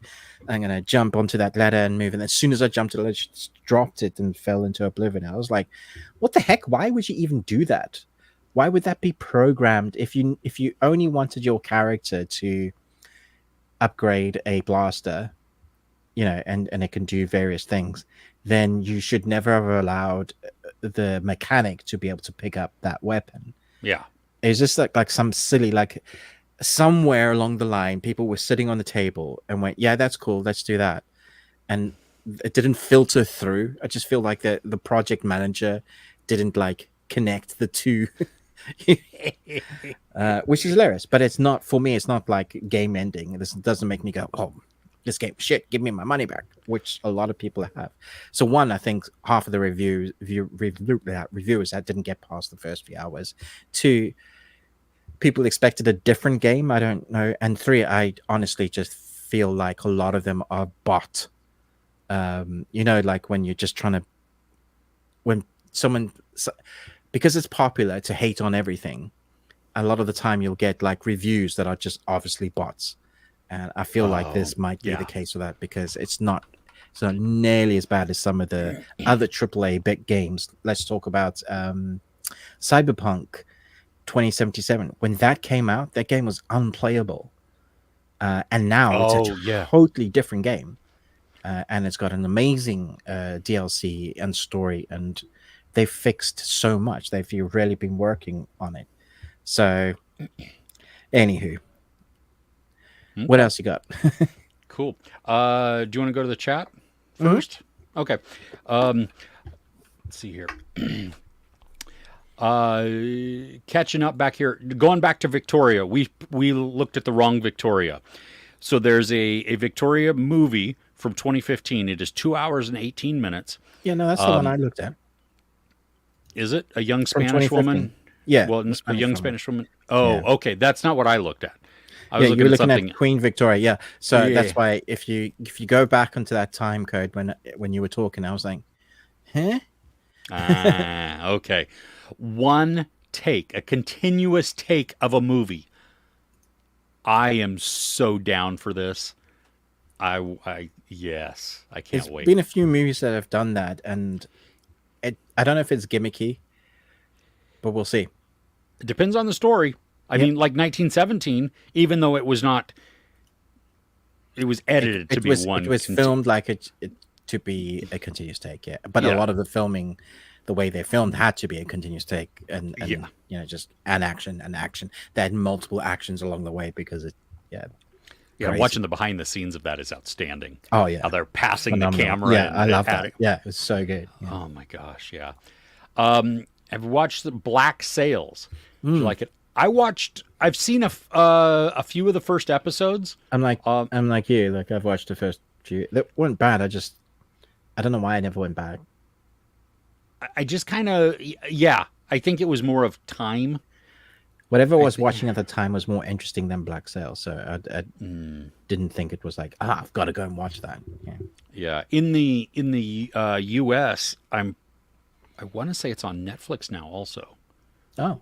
Like they added it, so okay. I don't know. Yeah. McAvoy was good in His Dark Materials also. I didn't see. Is that the movie? series or the movie?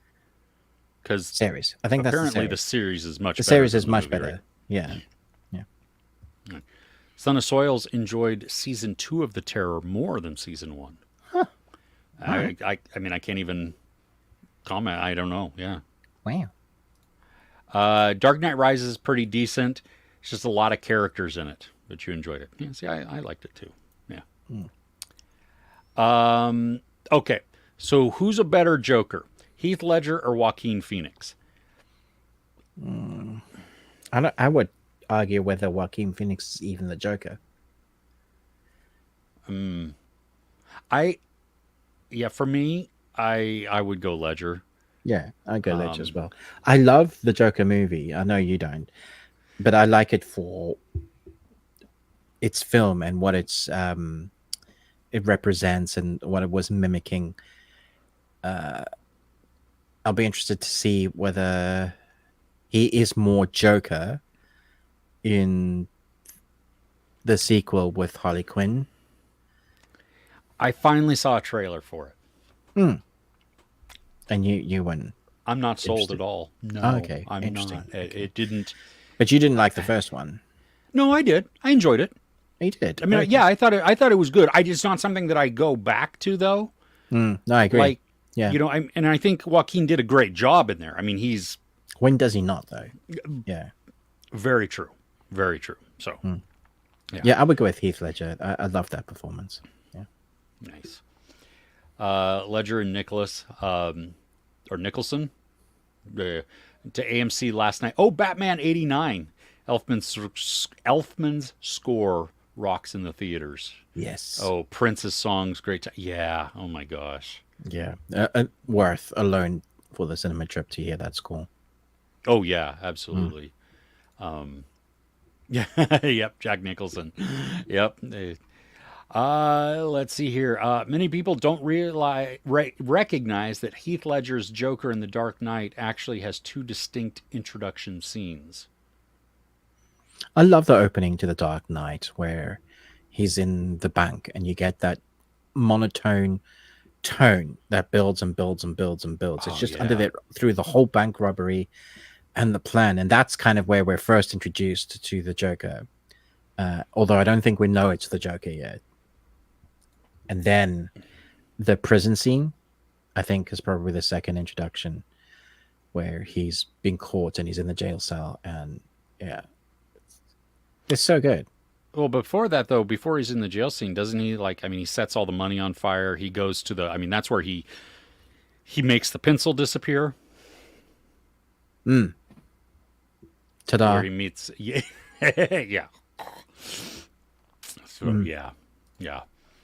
Um, so Luna is saying the female perspective of the male gaze movies today has not changed as much as you think. It's the audience understanding of what's being shown has. That's interesting.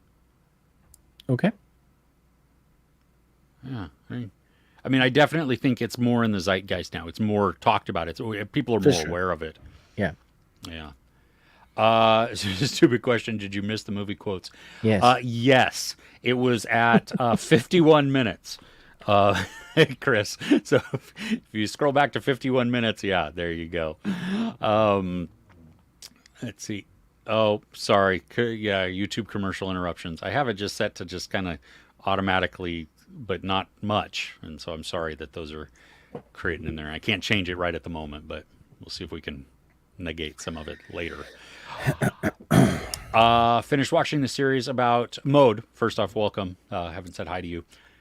The Menendez left you speechless. Ruben talked about it. If you hadn't heard about it or didn't know anything about it, the story is definitely like interesting, and it's one of those that you get creeps out by, but then you don't know like what is the truth. Yeah, Mode, if you want to hear my review for it, was like way early. Like 8 minutes in, something like Yeah. that. Somewhere around there. Yeah. Luna really enjoys your objective opinions, Ruben, especially based on filmmakers' perspective. So, are there any books that you can recommend to the layperson on how to watch a film from that perspective? Ooh. I have a few. No. I would have to. I do have a few, but I'd have to find them on my. There's the Gorilla's Guide to Filmmaking. That's really great, and that talks all about like what a filmmaker looks at, especially on an indies budget. And so, when a film that has a small budget manages to become really popular in the zeitgeist, and it's not for shock value, then you know you've got something really special. Yeah, so the Gorilla's Guide to Filmmaking, that's a really good one. Yeah, off the top of my head, I can't think of many more. That is definitely one. Yeah. Nice. And gorilla, not as in monkey gorilla, but or ape, but as in like As in G-U-E-R. Yeah, right? GU. Yeah. E-R. Yeah. Okay. Cool. Chris loved Star Wars Outlaws. Feel lost 20 hours of normal sleep time. The best quests on Tatooine. It's ever Nice. played. Yeah, see? Don't know what people are talking about. Yeah, yeah. Love to hate. Yeah, well, there is a lot of that. Yeah. Stormtroopers and faction thugs aren't too bright, even in the movies. No, that's true. That's not law breaking. It's just accurate. Okay, so Ruben, here's a challenge. So how old of a gamer are you? What's Crochet a While and Listen's name come from? I don't know what game that comes from. It can't be Pong. I've played Pong, by the way. Like on a old joystick. I had the paddle Oh wow. Okay. on my Atari. Yeah. Nice. Yeah, no. My first console was I think a Super Nintendo. Oh, really? Yeah. With the cartridge. Okay. Yeah. Yeah, mine was Atari, Nice. and then I had the original NES. Did I have? I didn't have a Super Nintendo. Friends Oh, had a okay. Super Nintendo. Yeah, no, that was Um, the first one. Yeah, I was later gaming. I never got like, we were just not rich enough to buy any consoles before that. So mine was like I'd go to the arcade machines and oh play my Mortal gosh, Kombat or something. Yeah. dude! In college, we I lived in Oregon, and there was a place that it was an arcade, and because we weren't 21, it's not like we could go to bars or anything like that. But Hmm. you paid a fee, like $10 or something, to go into this arcade, and then every game was free, That's and amazing. you could stay as long as you want. I mean, they served, sodas, and they probably served some alcohol maybe or something like that. But yeah, and so we would just go there and play for hours, you That's so know, cool. and they had all kinds. I mean, they had the old school Gauntlet, they had 1942, they had, Golden Tee, they had whatever you liked, they had. It was crazy. So, That's I mean, awesome. I would love to open up one of those. I think that would be outstanding. Crochet, while listen, you have to let me know the answer.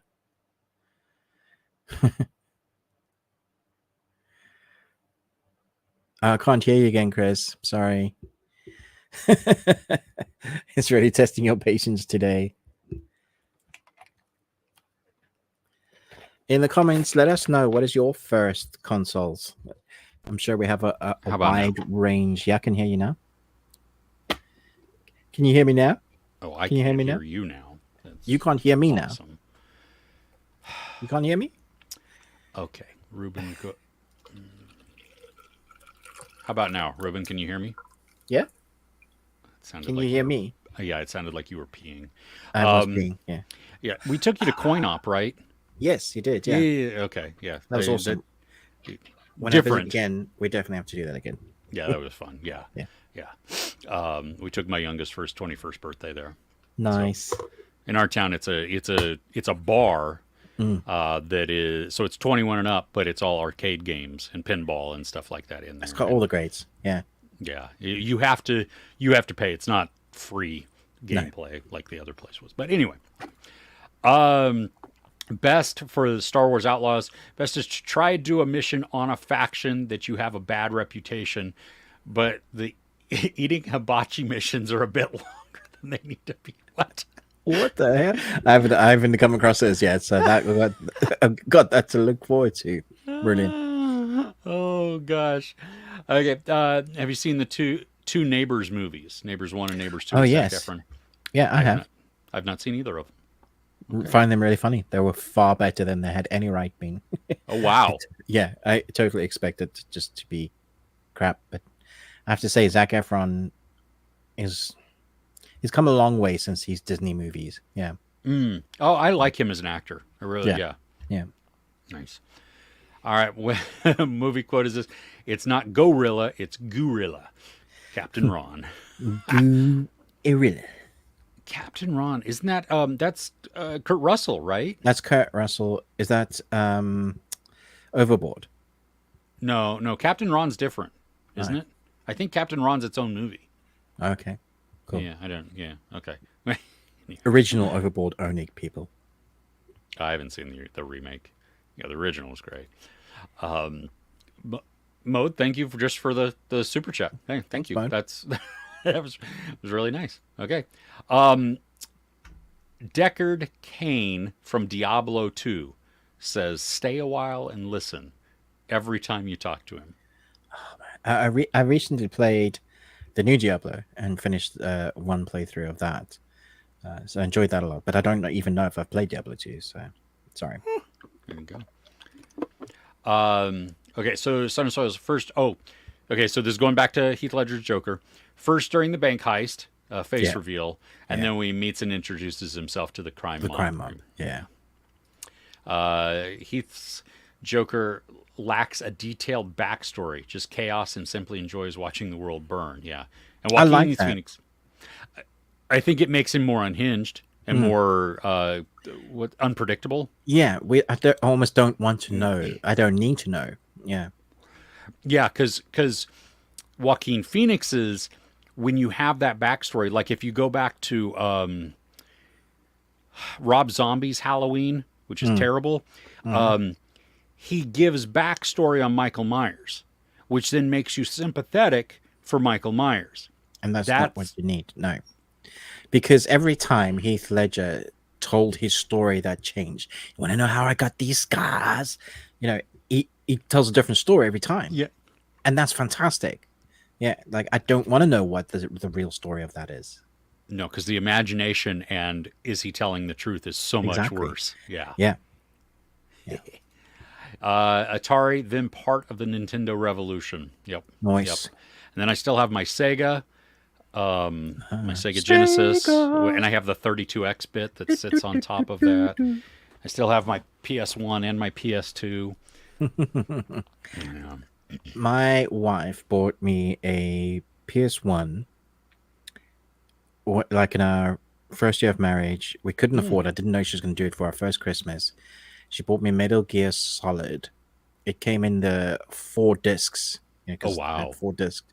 But she didn't buy me a memory card. So once I started playing, I had to play it. Finish it. Finish it, yeah. So it was like 18 hours of gameplay.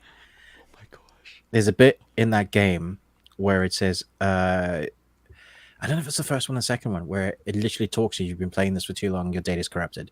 And it like, yeah, it's but it's a fake out. Like it's. Oh, okay. Yeah. Could you imagine the crap in your pants from that? Man. It's so rude. Genius. Yeah. Awesome, yeah. Oh, Son of Soils. I watched Cuckoo, and then The Third Murder. I have not seen The Third Murder. Not seen that either. No. Yeah, I liked Cuckoo up until a point. Yep. Kurt Russell, Martin Short, and Captain Ron. Okay. Oh wow. Okay. Okay. Yeah. Oh, and then Luna, 1992, hilarious movie. Many memorable quotes. Check it out. Yeah, I think I've seen it a couple of times, but many years ago. Yeah. I think I saw it in 1992. Okay, that's probably the last time I saw it. Yeah. Yeah. So, all right, Ruben, you want to go back? Yeah. Okay. You want me to go? You want to go? You can go. Okay. So continuing on my Dark and Murderous, this one is a comedy horror. And honestly, the reason I watched it is purely based on the name. That's why I clicked on it. Okay. It's a Japanese zombie movie. Mm-hmm. It is it's grotesque. Okay. The special effects in this are terrible. And yet, the whole thing is ridiculous. Okay, this is one of these that you want to watch with friends. That if you're in a cheeky mood, if you want to laugh, if you want to, make fun of something, you totally watch this movie. Okay. Okay. It is called Zombie Ass: Toilet of the Dead. What the hell? Right. That's why you picked on that. Okay. That is why. And so basically, what it is, I mean, it's. There's more to it, but these zombies, like at the beginning, the first time we kind of see the zombies, they come out of like the outhouse hole in the ground. I mean, right. Covered in crap. That's amazing. You see these disgusting farts that people do, and so they've got this special effect, like it's not green and it's not brown, but it's like baby poop. That mixture color with an orange in there too. You know what I'm talking about if you've ever had a child. And it's and it just, the smoke comes out, and so you have all of these zombies and stuff. And then you have this it becomes a creature feature within the zombie movie. And it's ridiculous. And it is just it's got like some excellent karate in there that's just, it's stupid. Is it good? I laughed a lot. I thought it was, I mean, is the movie good? No. Is it worth watching? Absolutely. It's one of those that, again, you have to, if you're in one of those moods and you want to laugh, you want to see something that's just bizarre, stupid, weird, whatever, gross, you want to see this. The characters, they all overact for the most part. It's I was actually shocked because most of the Asian films that we see, they're not as gratuitous as Hmm. like this. You know what I mean? Like they're a little more reserved in certain aspects. Like this Right. one, we watch this person who is having some stomach issues drop trow and squat over a hole in the ground. Hmm. And the camera just sits there on their butt for a long time as they're like, oh, oh, So, according to the goofs on IMDb, she was actually trying not to, and so some of the farts you hear are real.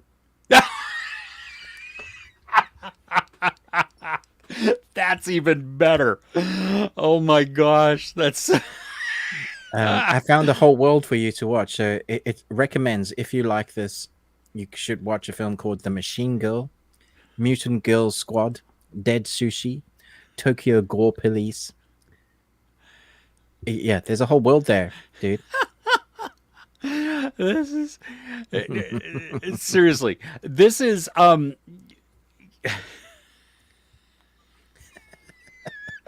just watch it. Just watch it. It's Okay. ridiculous. It shouldn't be as funny as it actually is because it is truly stupid.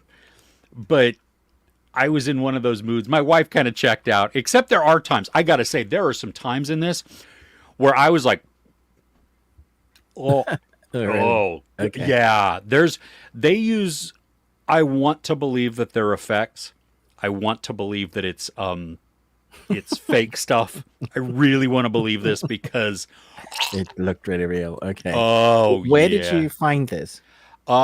This again was on Shudder, Shutter. AMC Okay. Plus in the US. Yeah. Okay. You can probably, like, I was looking on IMDb, it was saying like Fandor, Tubi. It's on Tubi. Oh no, it was on Screambox. That's where I watched it, not Shudder, because I also have a subscription to Screambox. And so yes, You have all the. I almost all of them, yes. But yeah, Yeah. but if you don't mind the ads, Tubi, I pay for Screambox, so there aren't any ads in that. But yeah, it's yeah, there you go. Yeah. Well, you get Screenbox in the UK. So Oh, nice. yeah. Yeah, it's So what's it called again? Zombie Ass Oh, Toilet yes. of the Dead. Of course. How did I forget that? Yeah, what come on. Not sure it's here. But you guys have Tubi, right? Yes. Yes, we do. But our Tubi is very different. We have 2,500 things on there at the moment, and you guys have 22,000. Okay. All right. But I love that title, so it may be worth a watch I've- because of that. And I've got a movie already set up for you and I to watch too. Okay. I wanted to watch it last night, and my wife was like, "No, you were going to watch that with Ruben." Like, oh yeah, okay. Okay. Nice. All right, dude. What do you have? Okay, so Sleepers is a BBC original drama that came out about a week ago. I think it's 6 or 8 episodes. I've only watched the first 4, so I can't give a full review. I just haven't had time, but it's a very easy binge. It's also gonna, if you come to the UK or if you're in the UK, it's gonna make you feel slightly unsafe because it's about passengers on a train from Glasgow to London, and their train basically gets hijacked in a very realistic way. Computer hacking, but believable computer hacking. They show exactly how it's done, and so what we have is a guy on the train that's had some training, but he's also wanted from the police, and then a specialized team like MI6, but one that is specifically for looking after hacks around the UK. And so you have this team that works backwards and forwards. It's basically just a really tense ride on whether these people are going to survive and who are left on the train. You have varying characters then with different stories, and it's all about who you're going to trust. This is quintessential British filmmaking. If you like the dramas, the action, character building, but it's all kind of grounded in the reality of the fakeness of British drama and television. Like the plethora of miniseries that we have like that, then you're going to love this. Chris, I guarantee you will really enjoy this. It's good stories, it's good acting, it's one and done. Don't think too hard about it. Yeah, and like we binged it, like those first 4 episodes. We wanted to carry on. It was late at night. We're just like, oh, let's find out what happens next. Nice. Well, it's got Joe Cole, who was in Gangs of London. Yes. Yeah. I mean, it's not a lot for me to say. But it is exactly what you expect it to be, but it's good. Yeah. Nice. Okay. Cool. Do you mind if we continue on? Because I have several. Yeah, go for it. Let me see here. Right, I got too many things going on. I want this movie. I can't hear you, Chris.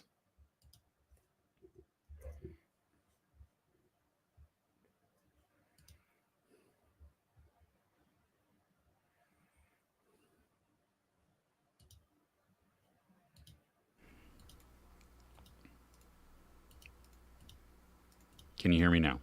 Yes. Okay. So this movie's on Shudder, and it's from 2017. Now, or it's on AMC Play. No, it is Shudder.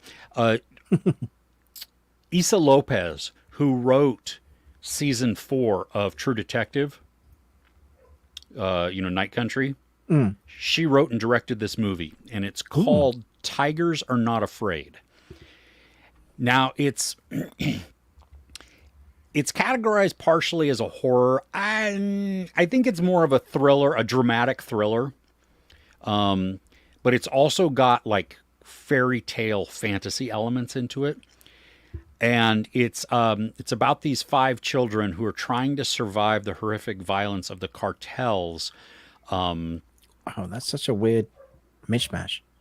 Yeah, well, because the movie starts out with these kids in a school, and the teacher is talking about, she's listing all these things, these elements, and they have to then build a fairy tale based on that. And so, Tigers Are Not Afraid. It's from 2017. Excuse me. And so you have, I mean, it's harrowing because it's your main characters are these children, and they live alone, basically in the slums or out on the street, really, because their parents have been kidnapped by the cartel. And so it's them trying to just survive. But this girl, she comes into their world. Not in a fantasy way. I mean, she's real, but she then joins the boys. Okay. And as they're trying to find out, they're trying to solve a mystery of what happened. They get caught up in some of this crime stuff, and then it becomes a chase. And the kids do such a wonderful job of really portraying grittiness while also having, I mean, they're putting on airs because they have to be tough just living out on the streets. Yeah. And then like any, group of kids, one is going to be, I'm the toughest, I'm the leader of the gang or whatever, but has to live up to that, but you get to see then the horrors that they see and that they live with as they're going through. And then throughout this, there's little, like the fairy tale elements, the fantasy elements, like there's this trail of blood that will just wind its way through certain things. And it's like a premonition or a foreboding thing that comes, and it's like something bad is about to happen, or this is going to happen here.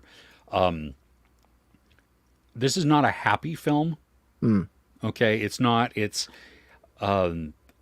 they do things again in this that you're like, I mean, it feels real for the story, but it's also like, I'm not sure my heart can take that. Why did you do that? Right. Okay. You know, um, Does it have an ending I will like, it, or does that give it away? yes and no. Okay. It Uh, I was going to say this is on the in the UK. It's on Prime Video, or not. It's part of Shudder. oh, So, okay. Yeah. like, if you've got Shudder on Prime Video, I would highly recommend not adding Shudder to Prime Video because you don't get all of the Shudder contents. Just download the app on whatever device you're watching it from. And Yeah. ooh, thank you very much. It sounds Yeah. great. It really was like it was. It's um I think it's powerful. Hmm. I mean, I don't consider it the horror aspect. I mean, even though there are some moments in there or some elements that would lend themselves to a horror film, Hmm. it's not a horror. It's definitely way more of that dramatic thriller with the mystery element and then the fantasy slash fairy tale thrown in. Yeah. And yeah, so it's really good though, really well told, paced well. I mean, it's less than 2 hours or less than an hour and a half. I mean, it's 83 minutes, Hmm. but it doesn't feel rushed, and it never dragged either. That was the thing. Like you're just like, golly, go from hit to hit to hit, with a little bit of smiles thrown in every once in a while to keep you from just going completely into the bell jar. Okay. Wow. Nice. Yeah. I can talk about my last one. Okay. Twilight of the Gods. New collaboration creation from Netflix, Zack Snyder, and his studio, and another animation studio. There's 8 episodes. They're about 30 minutes apiece. It's a hard R. Okay, so Oh, this wow. is not Okay. for young kids at all. First episode should tell you exactly that. It has a lot of gore. Like every episode is like proper gore, and a lot of sex and nudity and swearing. So just a forefront. If you've never seen long man willies in animated form before, you're gonna see it in this. I watched this because my son and I watch a lot of anime together. So we Hmm. sat down to watch this. I had the screeners early for this, and there's just some awkward things that you don't really want to watch with your kids, right? Like it's like watching Game of Thrones with your kids because the sex. Okay. Anyway, so this is one just an example of what you get in this. One sex scene. A guy is having sex with a woman from behind, and you see them going at it, and that was enough. I was like, whoa, that is quite graphic. I didn't expect to see that. Then the camera zooms out a bit, and there's another dude behind the dude. And I was like, holy shit balls. It's just I was It was not what you were expecting. no. So it's graphic, man. Okay. But the story is Sigrid, a Viking chief, Sigrid, a warrior, priestess, shield maiden, all of those words. Basically, something horrific happens to her family at the beginning of episode 1, and she's on a quest of vengeance to kill the gods. One particular god, and that's Thor. We have Leif, who is her almost husband, who loves her so much that he goes on this journey with her. I have to say, this is a different take on this God story that we've seen done a lot before. And it also takes like performances that are phenomenal with Thor that we've seen him done before, but we've not seen him quite done like this.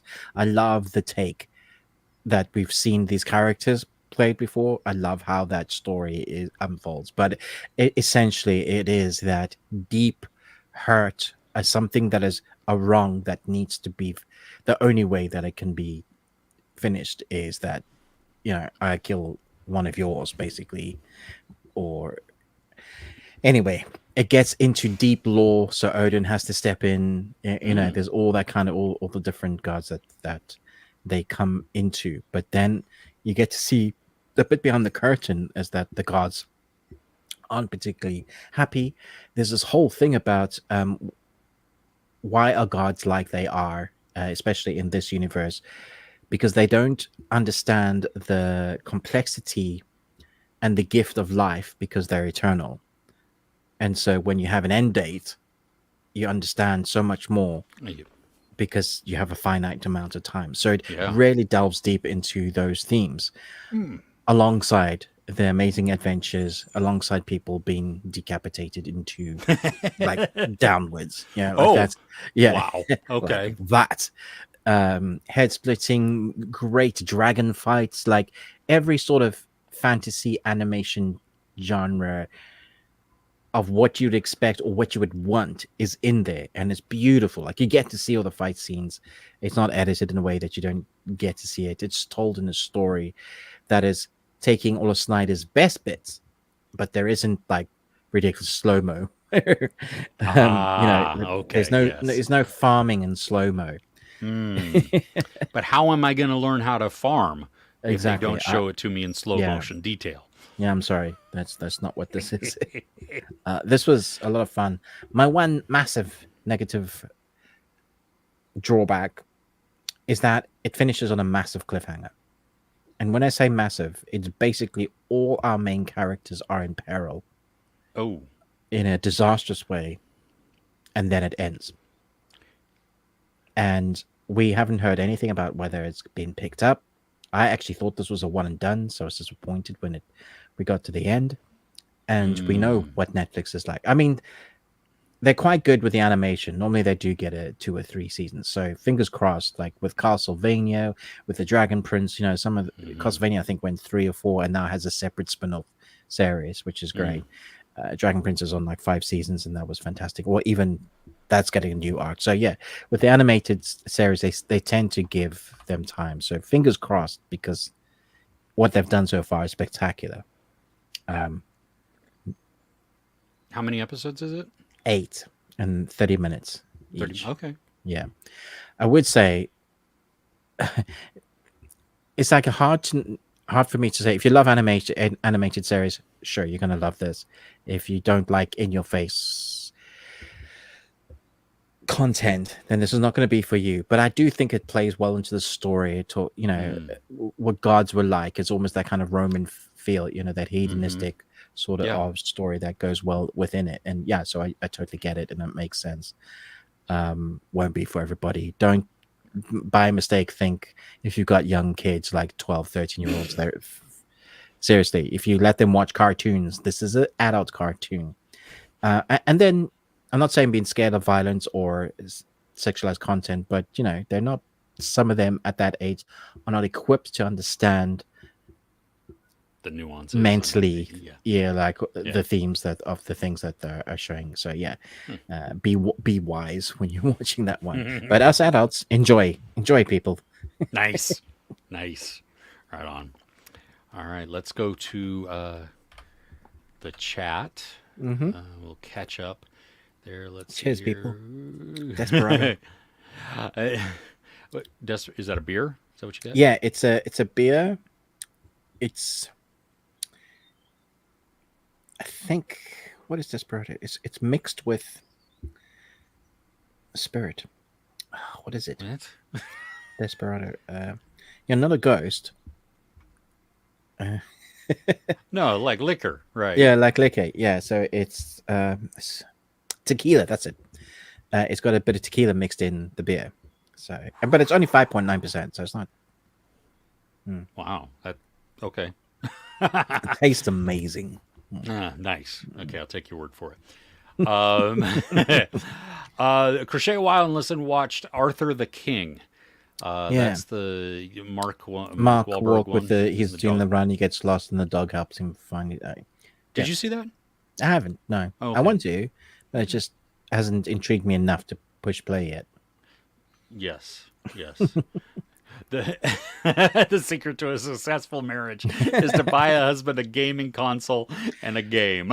Dude, it was the best Christmas. I wasn't expecting it. Yeah, it was awesome. That's great. Oh my gosh, you rewatched us, or you watched Space Sweepers. Oh, it was a rewatch, yeah. Oh my goodness. This Love one, space beepers. what a wonderful surprise. I think it's still on Netflix, right? Because it was like a Netflix original, or at least they bought it and slapped their Yeah, name on it. yeah, But yeah, yeah. It was great.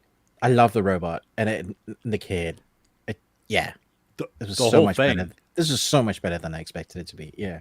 yeah, what a great surprise. Mm. Oh, Shiny is trying to eat a full size Kit Kat while Chris is talking about zombies and ass and poop. Nice. Well, see, there you go. At least you weren't eating like a baby Ruth, right? What's a baby Ruth? Oh, that in so it's what is it? Nougat and peanuts covered in chocolate, and it looks like a piece of crap. A Mars bar? No, no, No. it's and you can like in Goonies, baby Oh, Ruth. okay. Anyway, Yeah. we would throw them into pools as kids because it would. Because it looks like poop. I can't hear you again, Chris. Smack your PC or something.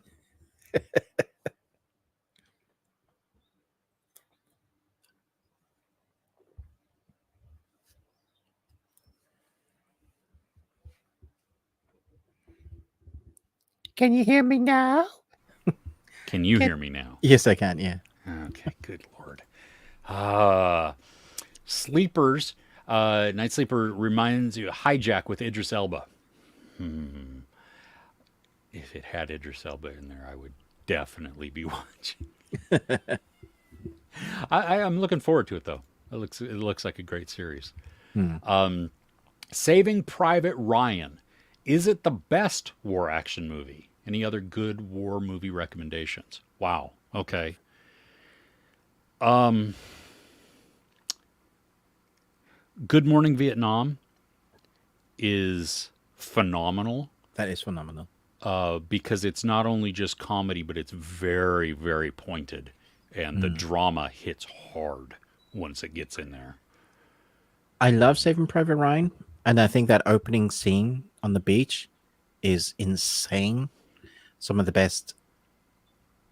It's one of the best. It will go down as one of the best war sequences of all. I think 1917 is very good. I've got a lot of time for Hacksaw Ridge. That film Yes. is amazing. Beautiful story. Yeah. Well, and that one, oh no, I haven't seen it, but maybe I have. Which there's two Bruce Willis ones. Oh, Tears of the Sun, Yeah, that was dude. Yeah, and that's more recent. Yeah, and Congo. Yeah, like different war, but yeah. Oh, brilliant film, but it's brutal. Yeah. yeah. There's what's Enemy at the Gates Mm. with Jude Law and Jude Ralph Law, the Fiennes. sniper. Yeah. Oh, so tense. Fantastic film. Dog Soldiers. Great.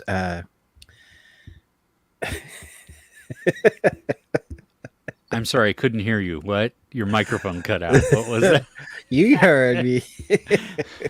I heard you say something and it said shit. And I'm like, what? I don't know. It was weird. It's just mean. So rude. How dare you, sir? Terrible movie. Terrible movie. Oh my gosh. Oh, hey Badger. Hi, Chris from Movies and Munchies and Ruben from the Ruby Tuesday. Thank you for couching with us and hope you both live long on Tuesday. That is funny. Oh, Badger. Thank you for that. Thank That you. was good. Okay, Crochet a While and Listen gave Twilight of the Gods 3 out of 5. That's low. But you are entitled to your opinion. No, funny. Okay, Luna, hey, thanks for the super chat there. Do external real life events affect what genres you prefer at any given time?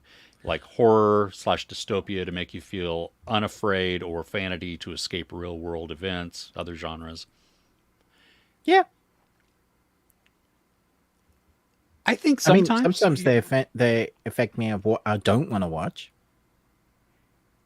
that is very true. Like because of real world of Yeah, oh like that's gosh. too close to home right now. I don't, I can't. Yeah. Like last night, my wife and I watched on Max this new documentary. It's like 90 minutes, one and done. It's called Stopping the Steal, and it was about the 2020 election and just the unhinged orange shit stain that and all the everything that he did. And so you have all kinds of interviews from people and people that I'm like, I don't like you, but hey, at least you're saying something. You're standing up for the idiocy and the untruths that were being said. Mm. But I had told my wife before, I was like, I'm not sure I can watch this. I'm not sure that it's what it's going to do for my mental state. Yeah. And and she was like, okay, I'll watch it later. And then I thought, you know what? No, we can watch this together. It'll be okay. Fine. Whatever. You know what I mean? I enjoy watching things with my wife. I don't like to just Yeah. sit by Yeah. myself and watch things. It's way more fun It's because way then we more can, fun to watch it with your partner. Yeah. yeah, because then we have our discussions and everything like that. And I mean, even through it, we were having discussions and just, It's one of those things that's totally going to get you talking, isn't it? Yeah. oh yeah, absolutely. Well, when it ended, it was like 12:30, something like that at night. And she was like, okay, I'm going to go sleep. And I'm like, I can't. I am not in the mind space now because what I want to do is light people on fire. Right. Like I am, Yeah. I am actively looking for violence at this point, you know? And so I had to like 45 minutes of watching Luther. I restarted So Luther. dark, though. Yeah, no, that's okay though. Okay. That helps me Okay. get So that rid goes of to what Luna is talking about. That helps Yeah. you. Yeah. Exactly. But like knowing that had I gone into the going into the stopping the steal, that did not do good for my mental health. Just because it was a reminder of what I've been we the United States, probably the world, have been living through for the past 4 years. And just which then also makes us anxious and I'm looking forward to the coming Yeah. several weeks. Yes. So yeah, from that, I have found myself lately though in that dark and murderous mood, and I don't think that's necessarily because of like real life events or anything like that. What's going on in the zeitgeist? I think it's just it prevents me. I think it is that is a beneficial thing for my mental health. Right. Because it's one of those things where I then don't have to. I see bad things happen to bad people, and I'm like, okay, Let me ask you, Chris. Is your garden flourishing right now? dude, you would not believe which You got good speaking of. spoil? Oh, yeah, well, it's what you put in the soil to help. Yeah. I mean, that's what really, yeah. Yeah. There's an indie film from like the mid '90s, maybe late '90s, called The Last Supper. So good, so good. The social commentary in it is just amazing. It's got Ron Perlman in it, Courtney B. Vance, Ron Eldard. So anyway, Cameron Diaz, Jason Alexander, even. Wow. So Crazy yeah, cast. yeah. But anyway, that has to do with the garden. But yeah, I think. I mean, but also, we do use. I use it sometimes to escape. Right. I mean, escapism is some of the best part of a lot I of movies. mostly prefer to watch escapism. I often will gravitate towards things. There's so many films and TV series that are like, this is a really real take on this particular. And I'm like, give me, even if it's real, give me something that is more escapism. Like, let's say, topical, Them, right? Oh, Really realistic, but has a fantastical element to it.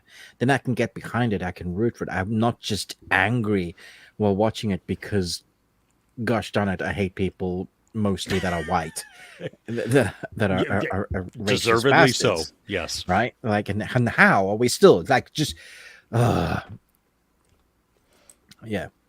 Anyway. Well, thank you. Thanks for that Hopefully- question. It was a good question. That Yeah. was a good question. Yes.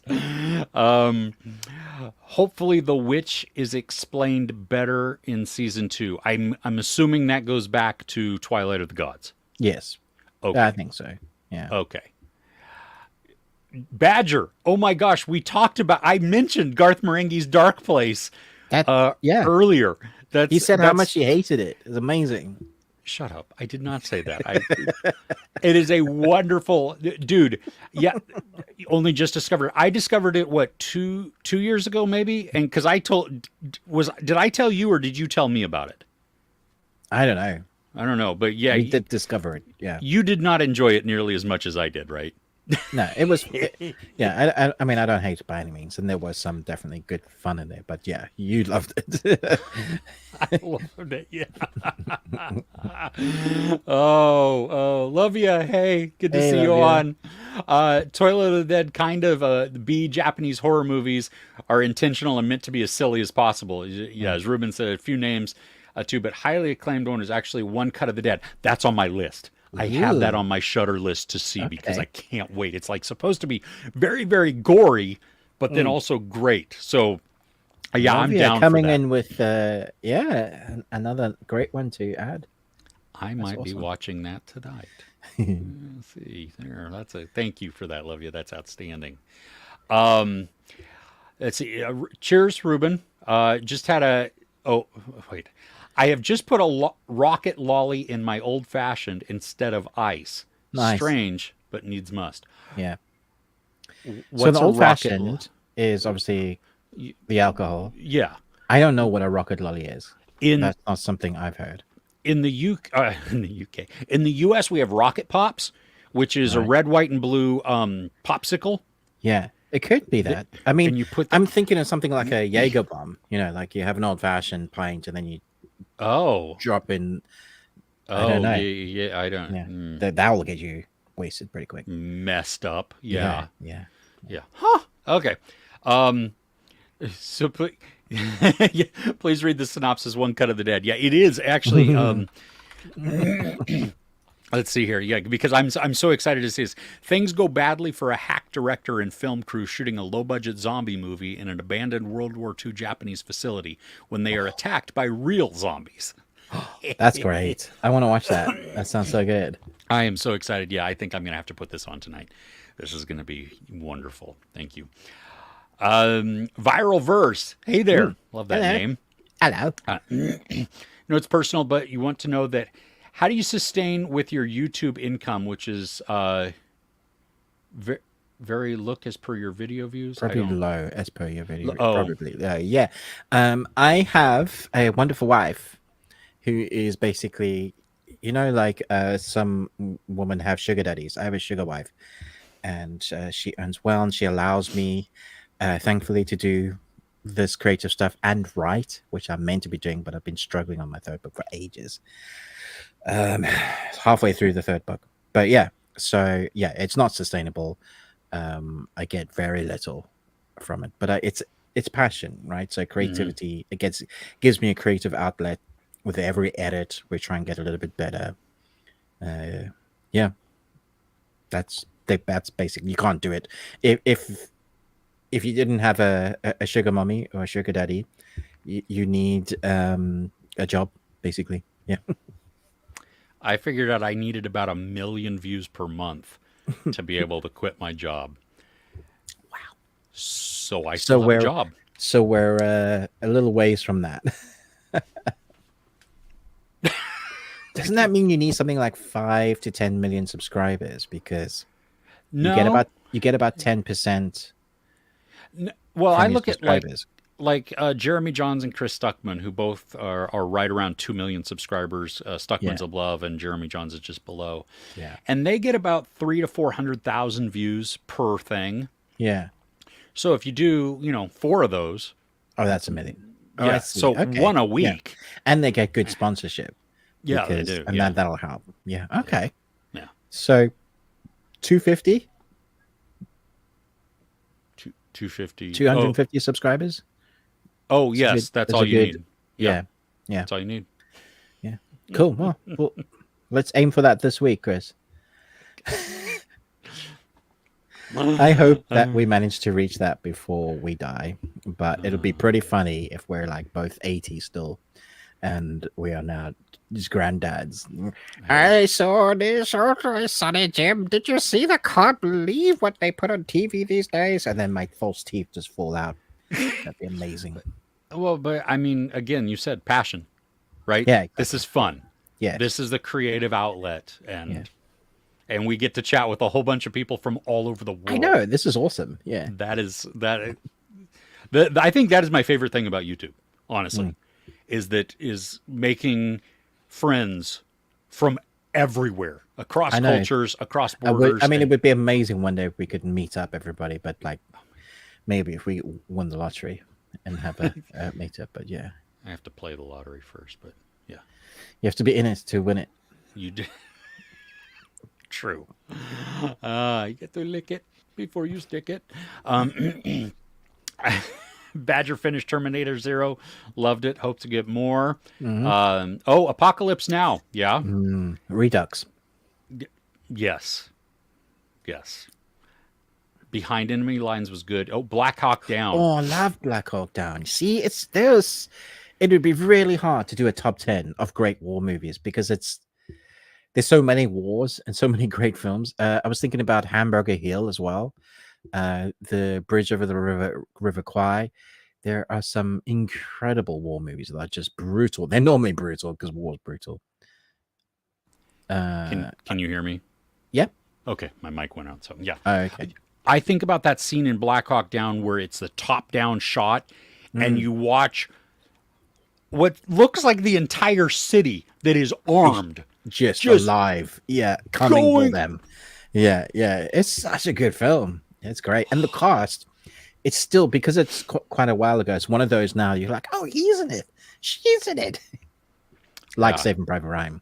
Every time I see Vin Diesel, I'm like, what the heck? Well, if you want to also go back and watch Band of Brothers, the amount of people that are in that are like, I mean, Jimmy Fallon's in it, Michael Fassbender, Simon Pegg. That's crazy. Yeah, crazy. Yeah. I'm sorry. You're right, Badger. Yeah. No, I'm just gonna. No, I can't I can't block it. Damn it. Oh, okay. Buddy Dojo. Yeah. War movies. Glory. Oh, that's a good one. Love Glory. Yeah. Black Hawk Down. Yep. Platoon. Last Samurai. Oh, Tom Cruise. Yeah. Platoon. That is really hard. It's not a film I want to go back to anytime soon. Yeah. Oh man, Full Metal Jacket too. That one at the Vincent D'Onofrio opening. Yeah. I was gonna say Dogs of War is fantastic. One of Nick Cage's best. He's a arms dealer. No, that's Lord of War. Oh, I'm thinking Lord of War. Was it Dogs of War? Dogs of War is Christopher Walken and Tom Berenger.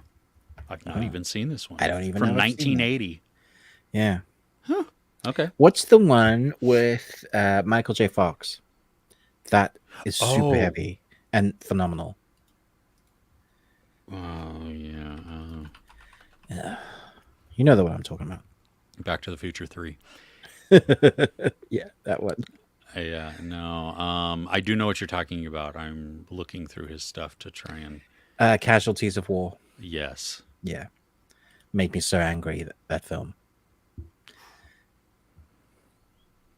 1989. All right. Is Continuum a series worth watching? It was not really recent, but that's that Canadian one, right? Yeah, Hey, about Elijah, about the Hey Elijah time travel one. If it's pretty good. It's fun. It's not like, how do I compare it? You know the serial TV series that just run forever that are fairly good at writing, Quantum Leap, all of that kind of stuff, Stargate. It's in that same zone. So if you like that sort of stuff, you like Continuum. Yeah, I don't think I finished it, but I was enjoying it. Oh yeah, they did like 4 seasons, I think. Okay. In the end, yeah. Nice. You could go for a baby right now. Fat. a documentary, and then Fat 2. You have type 2 diabetes and have gone keto, carnivore, which I like carnivore. Love the docs. I don't think Chris, I've heard yeah, of either well, of those. listen, I'd love to know how that's working, the keto carnivore diet with your type 2. Because we've been looking at various ways to not die. That's always a good thing. I don't want you to die. At least this one you enjoyed. 4 out of 5 is good. Yeah, 4 out of 5, yeah. It's like PTSD. Full Metal Jacket, Platoon, Dogs of War. Yeah. Ron Perlman, such a versatile actor. Love watching him act in anything. Okay. Yeah, he's Sons of Beauty and the Anarchy. Beast. Yeah, he was Beast. What? You didn't know that? Right. In the old series with Linda yes. Hamilton, He right? was great as that, yeah. Oh my gosh, totally forgot he was that. Okay, a rocket-shaped lolly, ice lolly with fruit flavors. Okay, so You it's put that basic. in your... Hey, needs must. That's Cool. what he said. All right. One Cut of the Dead is one of the best unique zombie movies. I'm so down. Gotta lick. Gotta recommend Anera. If you haven't seen it, Never heard of that. I haven't heard of that either. I don't think. Niara. My dyslexic brain doesn't like how you spell that. From 20. Ooh, I think I've seen the cover for this. 2018. Spaceship carrying settlers to Mars is knocked off course, causing the consumption-obsessed passengers to consider their place in the universe. Cool. Interesting.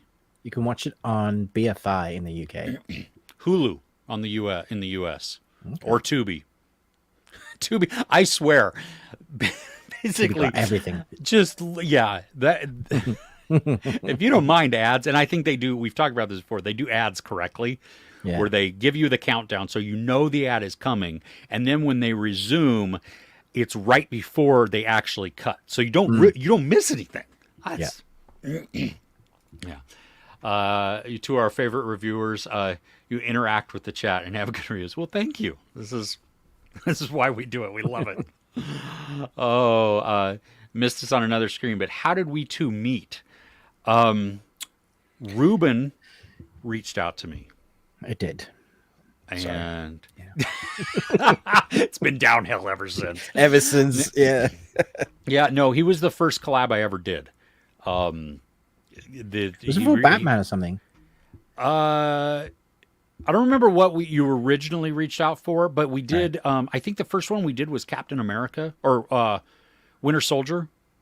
Oh, that no, what is it? Civil War. No. The series. Really? What's it called? The series with the Winter Soldier. Yes, and Captain America, who's Captain America now. Oh my gosh, Anthony Mackie. Why can't I remember what that's called? Sebastian Stan and Anthony Mackie. Yes. I don't know. I was anyway. Ruben had reached out to me, and I was really busy at work, like project drowning almost for several months, and so I had to push him off. And once we did it, we did that, and then we did like one or two other types of things, and then we said, this is kind of fun. We like hanging out, and then we came up with this show, and we've been doing this for 4 years. 4 years. Yeah. So, but became best friends, which is crazy. And Ruben came 2 years ago to the U.S. and stayed with me for a little over a week, and I almost killed him on his first day here by climbing up Coit Tower in San Francisco. That was stupid. We're never doing that again. But yeah, and so we chat every week, not only just on video like this, but we throughout, we message each other all the time and talk and complain, vent, ask each other what we're doing, check up on each other, everything. It's good friendship. Yeah. So. Yeah. Yeah. Okay. Ruben feels differently. Yeah. Chat to me later, guys. Send me a DM. I feel like I'm being held hostage. I can't actually speak. Blink twice if you're not okay. It's the secret signs. Yeah. Oh, Pianist was good too. Heartbreaking. I don't know if I've seen the The Pianist. bit where Adrian Brody is Mm. biting his lip for food. He's that hungry. Oh my gosh. Yeah. That takes place in World War II, right? Yeah. It's horrific. It's an amazing film, but it's horrific. Yeah. Oh yeah. Best thing you watched this week: Outsiders from 1983. Yeah, that one has everybody in it. Oh my gosh. Also on GB. My wife teaches a bunch of she teaches English through a bunch of different grade levels, and one of the books that she has one of her classes read almost every year is Outsiders. Amazing. And yeah, it's so funny of how they're like they complain at the very beginning and then by the end absolutely love it. So yeah, this podcast is not sponsored by Verizon. Yeah, you know. Can you hear me now? Ruben old man impression sounded like Adam Sandler in Waterboys. Nice. I haven't seen that film in years. My oblongula oblongata. Yeah. You know, we live on different continents. Curious, have you ever met in person? Yes, we have. Ruben, like you just said, Ruben came to the U.S. I took him to Disneyland. Disneyland, yeah. That Yeah. was mind blowing. I mean, that was Yeah. awesome. Yeah. Which was also funny because when Ruben came, it was daylight savings time, so we had a time change. He also had come from 8 hours difference, and then I had him get up stupid early, less than 2 days into his trip here, and go to the airport again to fly. We did 2 days at Disneyland, like literally flew down, went to Whirlwind, Disneyland, yeah. spent the night, went to Disneyland, then went back to the airport and flew. And then Ruben died. Yeah, I did. It was a couple of days of like, yeah. Yeah. Deer Hunter. Yeah. Go. Oh my gosh, yeah, there's more of them. Letters from Iwo Jima. Oh, that's great. Yeah. Yeah. Yeah, Ken Watanabe. I love that perspective. We don't often get that. Yeah, it was so good. Yeah. Yeah. Yeah. Yeah, best of war movies is not complete without Deer Hunter. Yeah. Yeah. Carnivore is working fine so far. Still on meds, but it's more in control and lots more lost most of the inflammation. That's outstanding. Oh, that's outstanding. That's a big part. Okay. Yeah. Well, there you go. Carnivore. I love meat, so that would be. Me too. Yeah. Yes. Okay, Mode. So I have started Escape at Dannemora. I enjoyed it. Ruben has started it and probably will not continue. I probably won't. Somebody at the door. There's somebody at the door. What? That's a movie, right? I maybe. Yeah. Maybe, yeah. Sunshine. Oh my gosh, I was just thinking about this the other day. It's so good. Oh my gosh, I didn't realize that Chris Evans was in it. It's been forever since I've seen that. You've seen this, right? A couple of times, yeah. Okay. Yeah. What again? Niket, what? There's somebody at the door. There's somebody. I ain't anybody. Love the dynamic we have. Transatlantic podcast with great differences, agreements, and opinions to discuss. And the tech mostly works. Mostly, yeah. Mostly. Normally it's my camera running out of battery, but Yeah, since I changed it, it's now you, Chris. Yeah. It's me. I don't know what's going on. Yeah. Well, I completely dismantled everything last week and then replugged everything in. And so I think maybe. You broke something.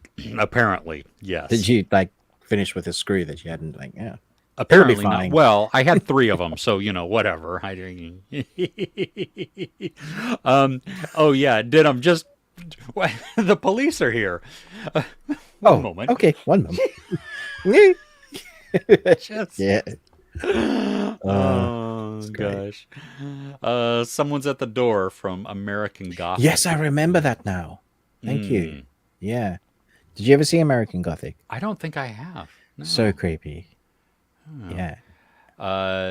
There was a TV series catchphrase: "The person at the door with the scary witch," called "grot bags." Nice. Nice. If either of us have seen the net Into the Fire of the Lost Daughter. Yes, I actually did a review of this Yeah, this Chris has week. got a great review on this. We watched it because of Chris's recommendation recently, and we were like,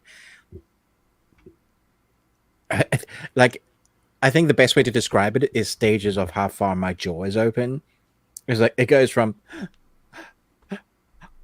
just like, because They even when they show you what the bad is, it just keeps doubling down and getting worse, and you're like, oh, and it's very well put together. It's a heavily entertaining doc on like dark subjects. I was like, they throw a twist at you that I did not see coming. And like the story takes this tangent and you're like, what are we Why doing? are we Oh going my into- gosh. Yeah, exactly. You said where truth is stranger than fiction, like nails it on his head. Like you couldn't make this up. Like you couldn't write this. This is what? Yeah, it's very good. Harrowing too. Mhm. Oh my gosh. Yeah. Aluminium. Aluminum.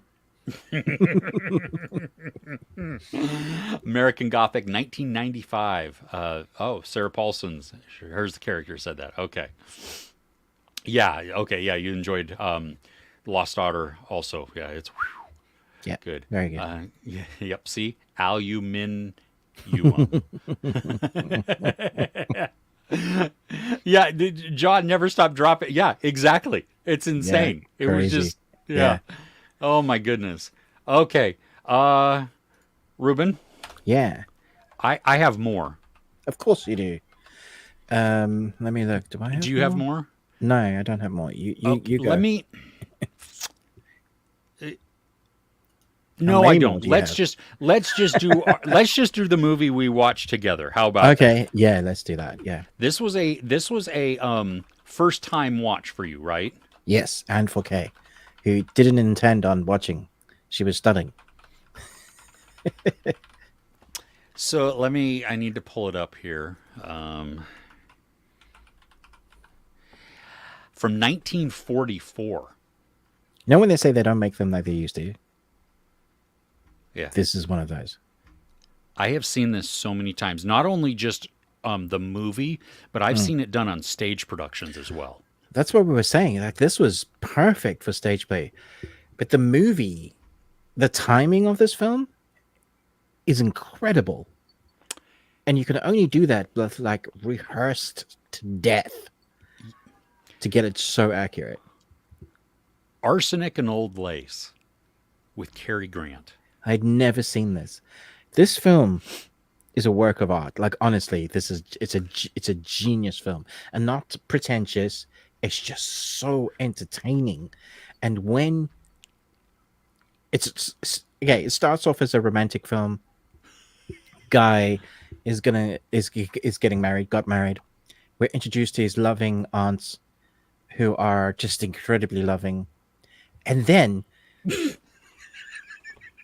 my brain goes, is this what I think it is? And it is. And they explain that.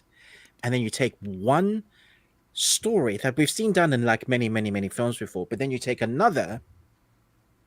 I don't know if I can do spoilers. Yeah, I do you can. spoilers?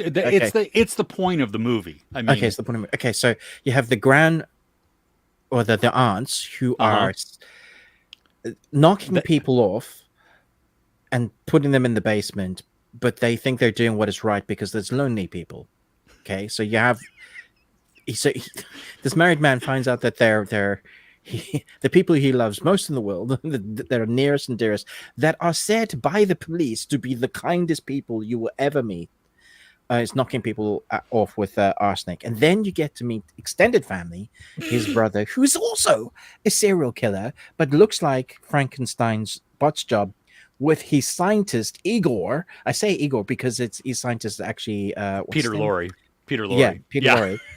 Lorre. And it was obviously the Frankenstein. You shove that in together with Newlyweds, and you have the son that is just frenetically breaking down throughout the film.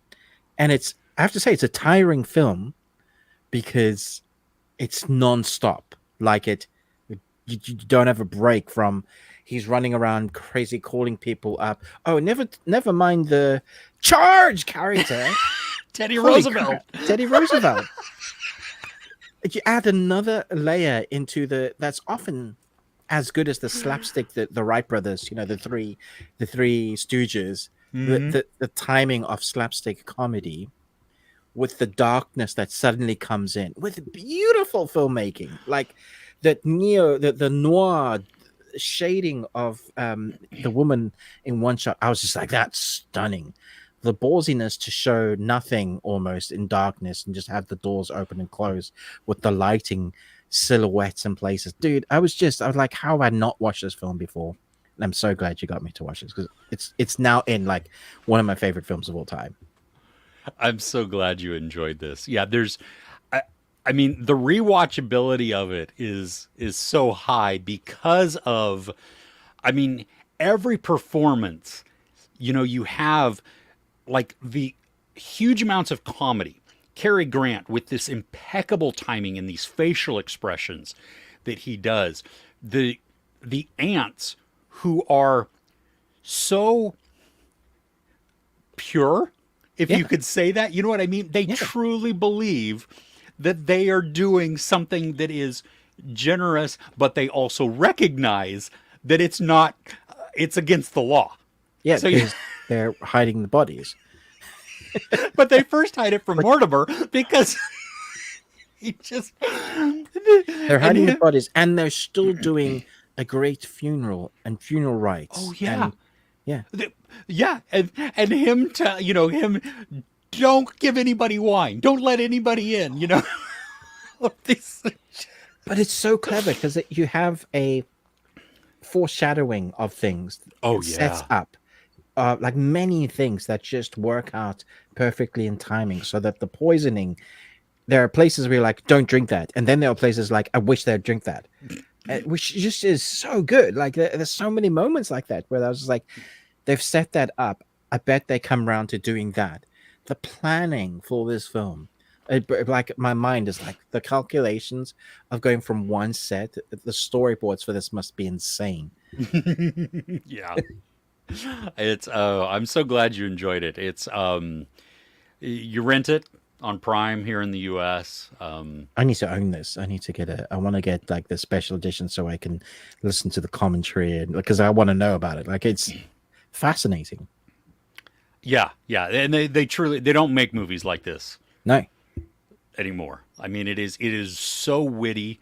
The things that they do too for the time. I mean, actually, I shouldn't be surprised because when you watch like the Buster Keaton films and you watch Charlie Chaplin and stuff, the things that they were doing in there was are crazy. Yeah, mind blowing. Yeah, that was all them doing it. Yeah, exactly. Yeah, and so this, but. Yeah, I mean, it just captures practical physical theater, like falling over the chair forward, Yeah. Like, I was like, oh, that looked like that hurt, Yeah. And even though it is dated, it's 1994, it's 1944, black and white. I was just like, holy crap, this film holds up, even though the language is slightly different because we don't speak like that anymore. The themes, thematically, the filmmaking is just still awesome, which just makes me more pissed off with some of the films that we get today. It's like, come on, guys, like do better. Yeah. This, I mean, it which shows that it comes down to writing so much of the time. Yes. That when you have this tight script and the things that they're able to fit in this too, because there's not only just the comedy and all of that timing. But there is the mystique and the suspense that is built. Yeah.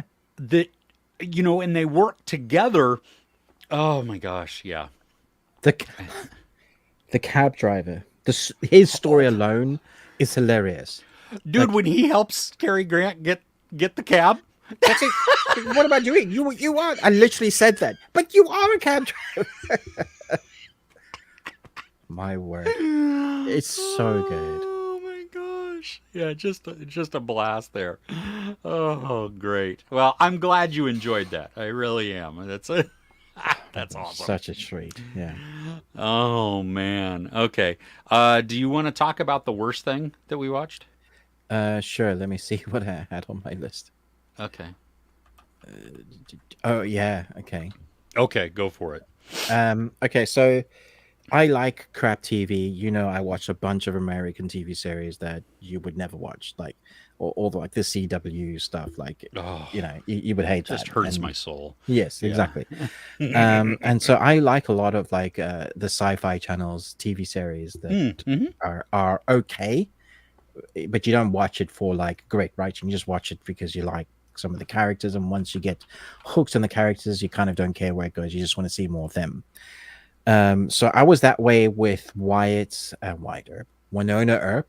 There was this sci-fi series with Yeah. Wynona Earp. Yeah, Uh-huh. it's in the vein of Supernatural, just isn't as good. The writing just isn't as good. But I like the characters. I like what they do.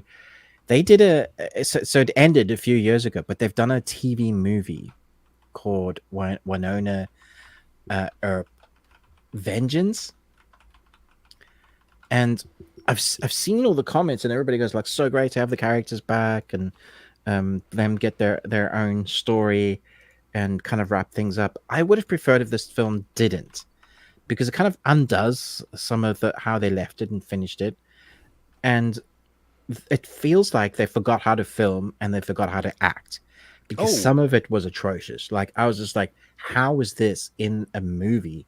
What is happening with these characters? Who are they talking to, and why are they talking like they're on a soap, like a low end soap? Yes, it technically is a soap, I guess, because most dramas are, but this just felt so bad. I just didn't understand the love that this TV movie was getting. was it? Do you think 'cause this is a Tubi original? Yeah. Do do you think it's mostly because of like major fans of the show and they just like their character came back and so they're excited because they get more with this Yeah, maybe. character? And it's not just her characters. Like, most of the cast in some form came back to.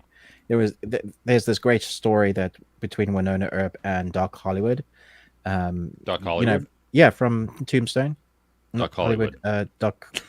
Doc Holiday. Doc Holiday. Thank you, Hollywood. See my brain. That's a whole different movie, That's a different movie. which Is is that good. Michael J. Michael Fox? J. Fox. Yeah. Yeah, that is a So good good. movie. Yeah. uh, yeah, from Tombstone, Doc Holiday. So his character with Winona is really interesting. And they killed, like, it's a supernatural TV series. They kill demons that have escaped, and they're in a town called Purgatory. And yeah, so it's fun, easy to digest. You don't have to think TV. But this movie, my goodness, I was just like, how did I ever like this series? Oh, okay. Yeah. Yeah. Okay. I watched again my dark and murderous mood. So I watched this. I watched a horror. Well, it's like a thriller more so, I guess. Wants to be a horror. It was a Shudder original, and Okay. again, not everything that I watched was awesome. This was absolute poo. It's called Bad Things. It's from 2023, and it's this group of friends. They go to this hotel that it's abandoned. One of them had been kind of they had inherited it. It's not like some creepy hotel. It's not like some gothic thing. I mean, it's just like a Motel 6 or a Super 8 or something like that, just in this town. And so it's in winter, so everything's snow covered. So they're basically inside. And while there's drama between all of the people there, which is mildly interesting. We don't totally know all of it, but things begin to get revealed to us and everything. You get little clues, but then some characters start to see some weird things, And you're Okay. like, oh well, that. Why is that? That's uncomfortable. What's going on here? Um, and then it becomes like a full blown. At this point, it does. Towards the end, it does become a horror because it becomes like a gory slasher type of thing. Yeah. The problem is why Hmm. there's there You never, no reason. there's no. Why are they seeing these things? I Brilliant. don't know. We don't know. Do they actually, were they really there? But more than one person is seeing them, so apparently they are there. But why? I don't know. Nothing's ever said. It's not like there was a mass death at this hotel and you would see all these people. It, j- it, it's only 86 minutes. Oh. And it was 84 minutes too long. It just, Okay. One to avoid, guys. we were so pissed at the end because like you have this building up of this drama and all of this tension and this angst between all these people, and some of it works, some of it doesn't, and I'm willing to with some of that. Yeah. But then when we get to the end and there is no reasoning at all for any of it, you're like, oh, okay. So Oh dear. avoid this one at all costs. I really probably should have looked because it now has a 3.8 out of 10 on IMDb. Yeah, and the audience, it's 19% for Rotten Tomatoes. Oh, wow. Yeah, that's about right. But That's 52 from the critics. no. What are they smoking? I don't know. That is no. It is not okay. It is a horrendous waste of everything. So Okay. run away. I will put that on the not to watch list. Should we go to comments? Yeah. Okay, and then we'll hit up our entertainment news and begin to wrap up. Yeah, cool. Yeah. Okay, let's see here. Going back. Let's see. A gallon of elderberry wine. I take 1 teaspoonful of arsenic and then add a half teaspoonful of strychnine and just a pinch of cyanide. Oh yeah. Oh yeah. Arsenic and Old Lace. Yeah, I haven't seen that in years. Yeah, rewatch is definitely worth it. That is. Yeah. Oh, and Mass in a Can. What movies we should avoid this month? Yes, that is. Crochet a While and Listen. Borderlands. Oh, see, it came to digital. Oh, have you watched it, Chris? I have not. I have thought about it, but I just Hey, can't I've pull the trigger literally yet. seen some people that have really enjoyed it. So maybe because you're not close to the games, you might enjoy it. Maybe. I mean, I was mildly excited for the trailers because I had no connection to the game, you know? Yeah, exactly. Yeah. So maybe that is. I don't know. Yeah, we'll see. Oh, nice. Luna, thanks for joining our Patreon. We appreciate that. Oh, that's awesome. Thank you very Can't much. wait. Yeah, we really appreciate that. That's outstanding. You saw creepy horror sci-fi called Southbound. I have heard of this, and I think this is on my this is on my list also. I think it's on Shudder, right? Maybe Screambox. It's just not enough No, Shudder. hours in the day, is there? Ooh, this looks really interesting. Yeah, because I know the reason I know this is on my watch list is because the poster. Yeah, the poster is crazy. Nice. Okay. Oh, wait a minute, Matt. The half of Radio Silence is one of the directors.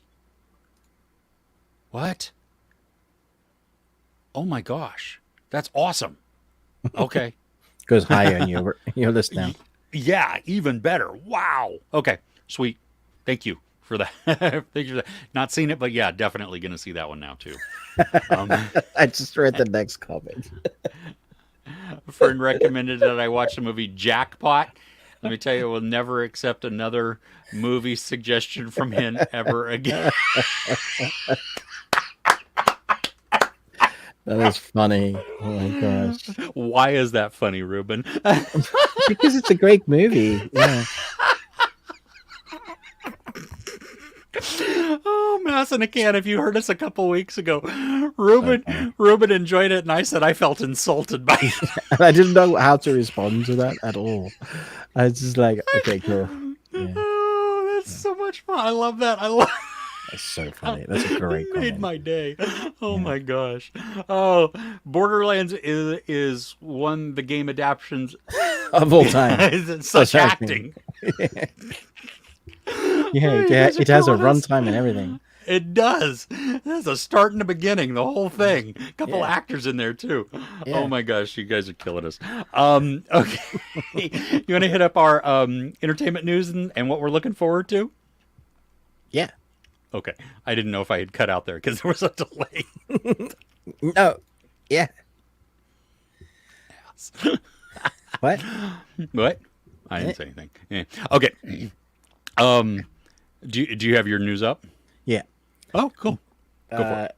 The Chosen, a series about the life of Jesus Christ, I have this on my... will be turned into a cinematic universe. A Joseph Limited series, a 3-season Moses series, an Acts of the Apostle series, a Jesus animated series. Sorry, I can't. I haven't been drinking either. Interactions with Children in the Wild, starring Paul Walter Hauser. Yeah. What? Yeah. What? Yeah. Yeah. No, you read it correctly. Yeah. Oh my gosh.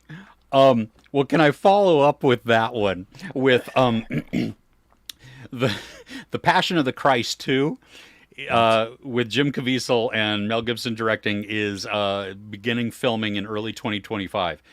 That's not why I wanted to bring this up. Okay. Bruce Campbell tweeted out Oh my gosh, what did he say? the tagline for the movie: Jesus is back and he's pissed. I'd watch that. If they put that. Oh my gosh. Oh my I'm so gosh. sorry. I'm so sorry. Much happier news. Art the Clown. Yeah. There's going to be a Terrifier 4. They just did. It just had its Fantastic Fest premiere yesterday. Yeah. Or 2 days ago. Oh my gosh. Okay. Well, that's good news, I guess. I don't know. Yeah. In weird news, Uh-huh. Ridley Scott reveals he's already developing an idea for Gladiator 3. Okay. Can we just hold off until we see Gladiator 2 and if there's even... Yeah. Wow. I do wonder about what's happening with Ridley Scott. Yeah. Anyway, yes, that's 28 years later, you know, Cillian Murphy is back and has signed up for that. It was announced that it is being filmed on an iPhone 15 Pro Max with some attachments. Yeah, but I've seen the attachments. Yeah. Did you see that? The $10,000 worth of equipment. I don't understand, why are you filming it on a phone? Because they're probably getting sponsorship. That's what it is. It's probably like marketing ploy. Okay. Do you remember the movie Unsane? Yes. With, I think it was Steven Soderbergh that did it? Yes. Yeah. Yes. Okay. So that was filmed on an iPhone. Yes.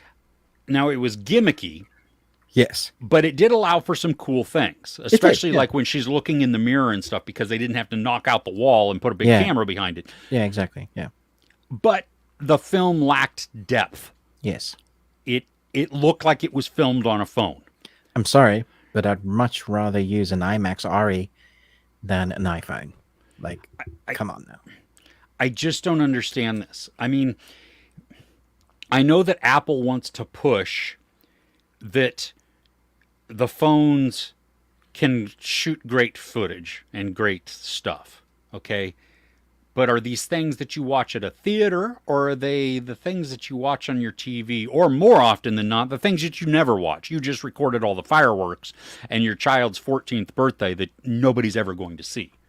Mm-hmm. Okay. Sorry, rant over. No, no, I Probably get it. not. It just irritates me. Yeah. Samara Weaving Yes. has confirmed that she is ready for Ready or Not 2. She's I was returning hoping you for were it. going to say Babysitter 3, but okay. Oh my gosh. Well, that would be tough. Yes, that's true. Yeah. But have you But rewatched those lately? yeah, they're great. They are. They're so good. Yeah. They're great films. Yeah. Yeah. We've had our first sneak peek of Chopper, the character um, who is a deer bear. I'm trying to think what species Chopper actually is from One Piece. Oh. Because that was the one thing that fans were really worried about because Mm-hmm.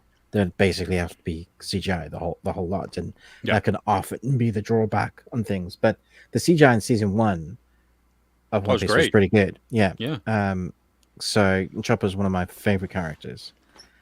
So they got. I hope they stick to. I mean, they did stick to the characters of how they were basically, Mm-hmm. except for Usopp's nose was too short. It needed to be like this long. Mm-hmm. Yeah, but yeah, some things just don't translate to TV as well in live action. Sure. But yeah, I'm excited. That means that if they've gone that far with the CG, that means they must be pretty close to finishing it and giving us a release date for season 2 at least. Yeah. Well, and it's just encouraging that first off, not only the amount of time and effort and money that they dumped into season 1 to get it right, and then audience reaction, critic reaction even of, wow, this was really done well. This is great. Especially somebody for me who had no prior ties to the anime going in and could get enveloped in the story. So, Yeah. this is a head scratcher. Okay. So there was a writer strike and an actor strike, like a guild strike, last year, a year ago. Yeah. And some of the topics were using AI, Yes. right? Yeah. Okay. So Lionsgate has signed a deal with the AI firm Runway. Runway will train a new generative AI model on Lionsgate's content to help creatives at the studio augment their work on future film and TV projects. Yeah. Well, I don't mind that if it looks right and the actors get paid the same as if they were doing it. Well, see, I don't think this is the maybe I took it more as like in the writing. Oh. But maybe it is on the I mean if the actors sign off on it. If it's AI writing, no. See, here's the problem, because AI writing is not actually, it's pulling it doesn't have its own thought, right? It draws Which from information. You can give it creative threads to pull from, and then but it's still pulling. It won't be original. Yeah, it's still pulling ideas from all these other places and putting it together. And so that's always the issue I think that's going to be with AI until it becomes completely sentient, and then we're dead anyway, so it doesn't matter. But Yeah. Okay. I don't like this formula that Netflix does, but this one is much better. So Arcane season 2, the final season, because we're getting complete, isn't going to be in 3 parts. Just like they did the first time. Yeah, but they're releasing it like really close. Yeah, so it's like November 9th, November 16th, November 23rd. Yeah, that's what they did last time. Oh, is it that what they did last time? Yeah, they did it weekly. Yeah. I don't remember that at all. Okay. I just remember watching it. Yeah. So good. Yeah. Yeah, I'm not normally a fan, but for that I'm okay, because it is weekly and we know that it's all coming. It's not and we get chunks. It's like 3 episodes each or something. Yeah. So, I don't have any more news. Behind the scenes look at the final season of Stranger Things releasing in 2025. No. But in better news, Black Mirror Season 7 will have 6 episodes. Two of the episodes will be feature length. One will be a USS Callister sequel. Remember the Star Trek parody one that everybody loved? With Jesse Plemons? Yes, Jesse Plemons, yeah. And that is coming in 2025. So I'm really looking forward to that. Something I wasn't expecting from You know, because we just had Netflix Geeked. Geek Week. Mm-hmm. Yeah, they released the first teaser trailer for an animated series of Splinter Cell. Hmm. Which is The one video of my game, right? Yeah, which is one of my favorite game franchises of all time. So I was like, "Ooh, okay, cool." Okay. Yeah. That is all my news. Okay. Things that are coming out this week. Yeah, I don't know if I'm really looking forward to this, but I know what am you're gonna going to say. see Yeah, it. yeah. I get to see it in IMAX, so that will be an Oh, this is not what I experience. thought you were saying. Megalopolis. Oh, right. Yeah. Okay. Cool. Is this what you thought I was going to say? No. Oh, okay. So, yeah, I also, which I'm very torn about. There's also a press screening for the Wild Robot, Hmm. and I really want to see this movie. It looks really good. Wait, is that on the same day? Yeah, so I can't go to both screenings, so I am going to Megalopolis. Right. That might be the poorer choice. I don't know. Yeah. Like. Yeah. Anyway, I would choose the Wild Robot if I had that option. But that's me because I like animation. Sure. The Platform 2 comes out this week on Netflix. What? Yeah. It does? It does. Why? No. I don't know. The Platform 1 was such an original idea. I'm going to watch it out of morbid curiosity to see if they've brought anything new to it. If they have, and they've still managed to keep that, because the reveal is done. We know the thing, the MacGuffin. Yeah, I don't. And I'm not going to spoil it for anybody if you haven't seen Platform 1.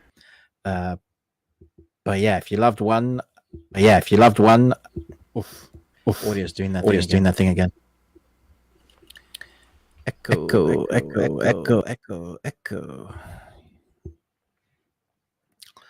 Hello? Can you hear How me? about now?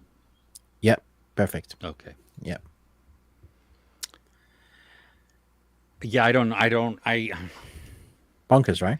I will watch it also. I didn't realize it was coming out this week, but yes, I will watch it also out of morbid curiosity. There's an anime, at least, I'm looking forward to called Blue Box.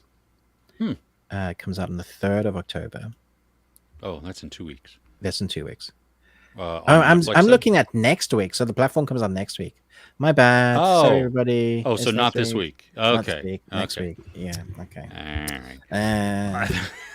You got that to look forward to then, yeah. Coming to the cinema at the end of the week, talking about Samara Weaving earlier, Azrael. I have no idea what that is. Never It's even heard of it. a horror, like a folk horror type of. That's Samara Weaving? Yeah. I'm excited. Can't wait. This is not coming to the UK anytime soon. Then. Oh my gosh. Seriously? It's just, it's just. Also on Friday, there's a lot coming out on Friday, actually. At cinema. Well, just in general. I mean, yeah. So you have the Wild Robot. Lee here in the U.S. comes out to the cinema here. The one that you saw with Kate Winslet. Right. Yeah, Megalopolis, Azrael. Also, Paramount Plus though has Apartment 7A, which is Yes, I've been looking forward to that. Yeah, I haven't watched it yet, but it's Ruth. What's her name? Yes, Ruth from Ozarks. Yes. Yeah. I love. Yeah. Yeah. So she's in it. It's a prequel to Rosemary's Baby. Okay. Interesting. Yeah. This time, this is on Netflix coming out this week. Guang Xing Song Season 2. Guang Song Creature. Do you remember the first season? Crazy creature with blood and... I thought season 2 already came out. No, that was part 2 of season 1. This is season 2. Really? Yes. Okay. Huh. All right. Sure. Will When you does be that come watching Friday? Yeah. Okay. Will you be watching Will and Harper? I really want to see Will and Harper. Yes. Yes, I am excited for that. It looks amazing, and the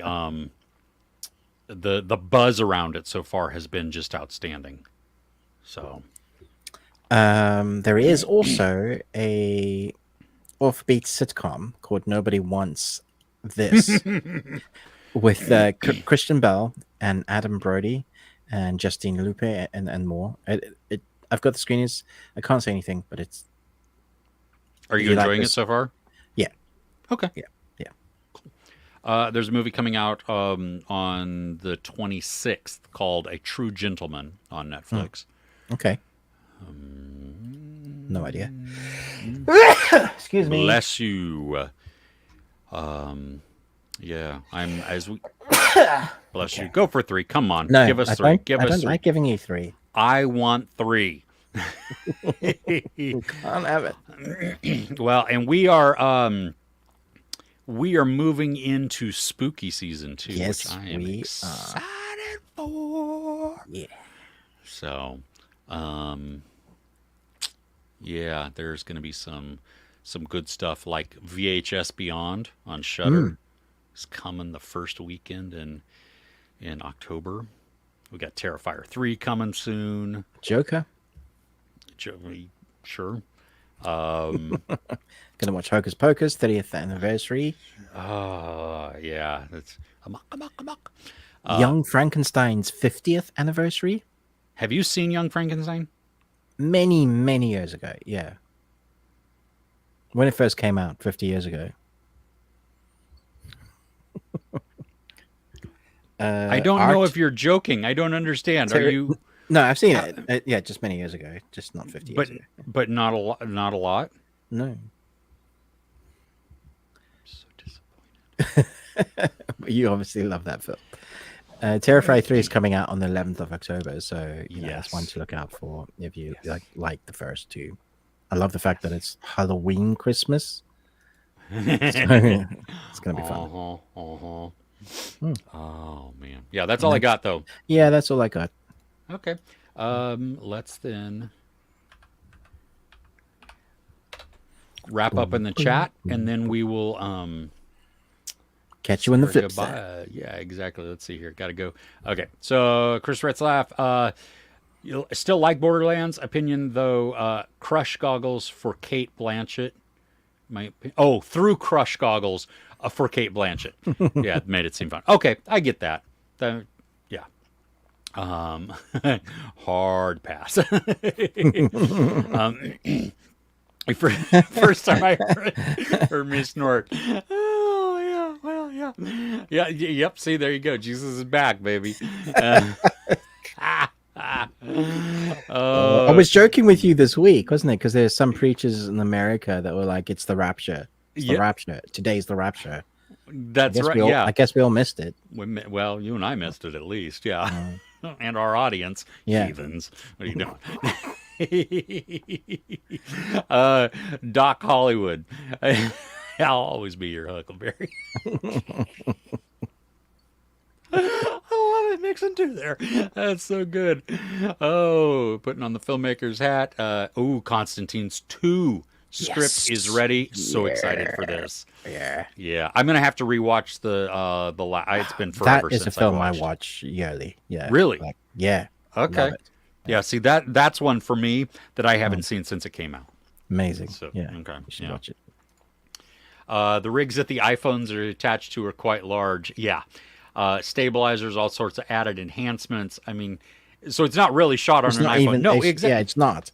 Yeah, it's just a gimmick, isn't it? Yeah, it's I don't know. Yeah, and then you're right. All the post production that they do, and all the edit. Yeah, everything about that. So, what do you think about the handheld perspective of the 2003 movie Elephant? Oh my gosh, it's been forever since I've seen that. It's been a while. I think Gus Van see. Sant is also very an acquired taste. Yeah, he's definitely artsy. It's been wow. I remember being blown away by it when I first saw it, but I also don't totally remember it. So, but yeah, there you go. Bad Things. It's a prequel to Very Bad Things. No, go watch Very Bad Things. Much better. Oh my gosh. Talk about dark though. Wow. Yeah. Man. Okay, so now that I know how Mr. Flickster hears this when he says it, hello world. Yeah, it's still I can't. My brain still goes the other place. Oh, apparently anyone's voice can be cloned quite easily now with just a few seconds of audio, and then video with slightly more, but pretty scary. Yeah, which is still just, I mean, that to you, it's so dishonest. Mhm. You know, for any of that. I don't know. Somebody at the door. An IT crowd, Douglas Renham does that dance while Yes, saying, there's somebody "Oh, at the that's door. There's somebody at the door. Yeah, that now. Yeah, I can. Yeah, Thank I you, get it. Niket. Yes, Thank you. absolutely. Yeah. You're watching Beetlejuice 2 tonight. Well, I hope you enjoy it. Say, Beetle guys, Beetle guys.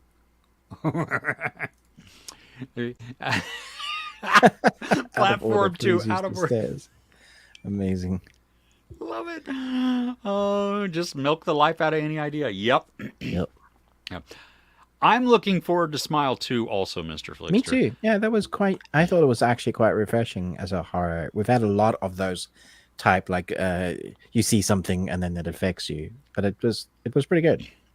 Yeah, I am a little concerned about the runtime, just because it's so Oh long. yeah, it was one of the longer ones. Hey, yeah. Yeah, yeah. Maybe it's got a really good story. It might. Yeah, Not unheard of in horrors. Yeah. And again, I mean, we're blown away by how fun the first one was, right? Yes, And creepy. yeah. So, Yeah, really creepy, yeah. dude. That's smart. Gremlins in my tech this week. Oh my gosh, there certainly are. Rosemary's Mom. Nice. Could be. You just saw in a Violent Nature. That that yoga scene is wow. Is that the one where the killer is from the killer's first- perspective? Yeah. Yeah. Did you watch it? I haven't seen it. No. It's on Shudder. Okay. Watch it. All right. I can see how a lot of people, think it's kind of boring and dull. I understand that. But some of the kills are great, especially the yoga kill. Oh my I mean, gosh. if you're rooting for the killer, then it might be enjoyable. That's part of the problem is that you're not really rooting for anybody, you know. Okay. So, yeah. Are you telling me you put an abnormal brain? That's Frankenstein. Yeah. Yeah. Sedative? Man, well, it might not have been that long since I've seen it. Yeah. Okay. Oh gosh. Adbot reminder: if you liked this, that it was a joint effort and would be great to like on both Chris and Ruben channels. Maybe check out some other stuff while you were there. Thank you, Adbot. That's very kind of you. Yeah. Love it. Oh, Mass in a Can, thank you so much for joining us. You really enjoy our opinions on films. Well, hey, thank you. Thank you. Yeah. We love it too. This is so much fun. Y'all make us laugh and we love it. Ruben, have you reviewed Kite Man? Hell yeah. Oh, the Kite Man Hell yeah series. It's a Harley Quinn spinoff. No. I saw this on Max, I think, right? Is this new? Yeah. It within the last week or so, or a couple of I weeks. missed animation. What? Yeah, Kite Man, hell yeah. Kite Man. July 18th. Oh my gosh, no, so not a couple weeks ago, like a couple months ago. Wow. Yeah, no, I will see if I can have a look at that. Thank you. Nice. All right. I'm just enjoying the sounds. Oh yeah, no, that's my wife making noise. Yeah. Nice. No, that's fine. We're about to go. It's fine. Don't worry. All right, everybody. Hey, wait, I need to write down the chime code because it just, The chime codes. The chime codes, because, yeah. Ching! Can you hear that sustain? It's just like, oh. Well, I mean, if it was playing, it would just go on and on. Let's go up to 11. Just 10? Well, yes, but it's one more. Sorry, as we lose everybody. Yeah. Thank you again. We love chatting with you. We love having you on there. And just for joining us today, spending your time, your Saturday or Sunday or whatever day you happen to be watching this. For everybody on the live, we appreciate that as well.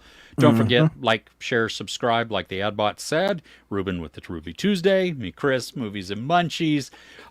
Don't forget, we also have our Patreon, patreon.com/thebeardedones. It's £1. That gets you in to access to everything, and then there's more tiers if you want to request stuff, get different yeah, there you go. Movies, TV series, animation, whatever. Yeah. So there is that as well. So we invite you to check that out. Great little community. Other than that, I think, make sure I say here, I don't even know what that is. Oh, yeah. Yeah. All right, everybody. Be safe. See you. Can't wait for spooky season. We will... Yes, be excellent to each other, dudes. What's your favorite? What number am I thinking of? Party on, dudes. Sorry. Oh my gosh, everybody, we love it. We'll talk to you next time. Okay. We'll see you. Bye. Bye.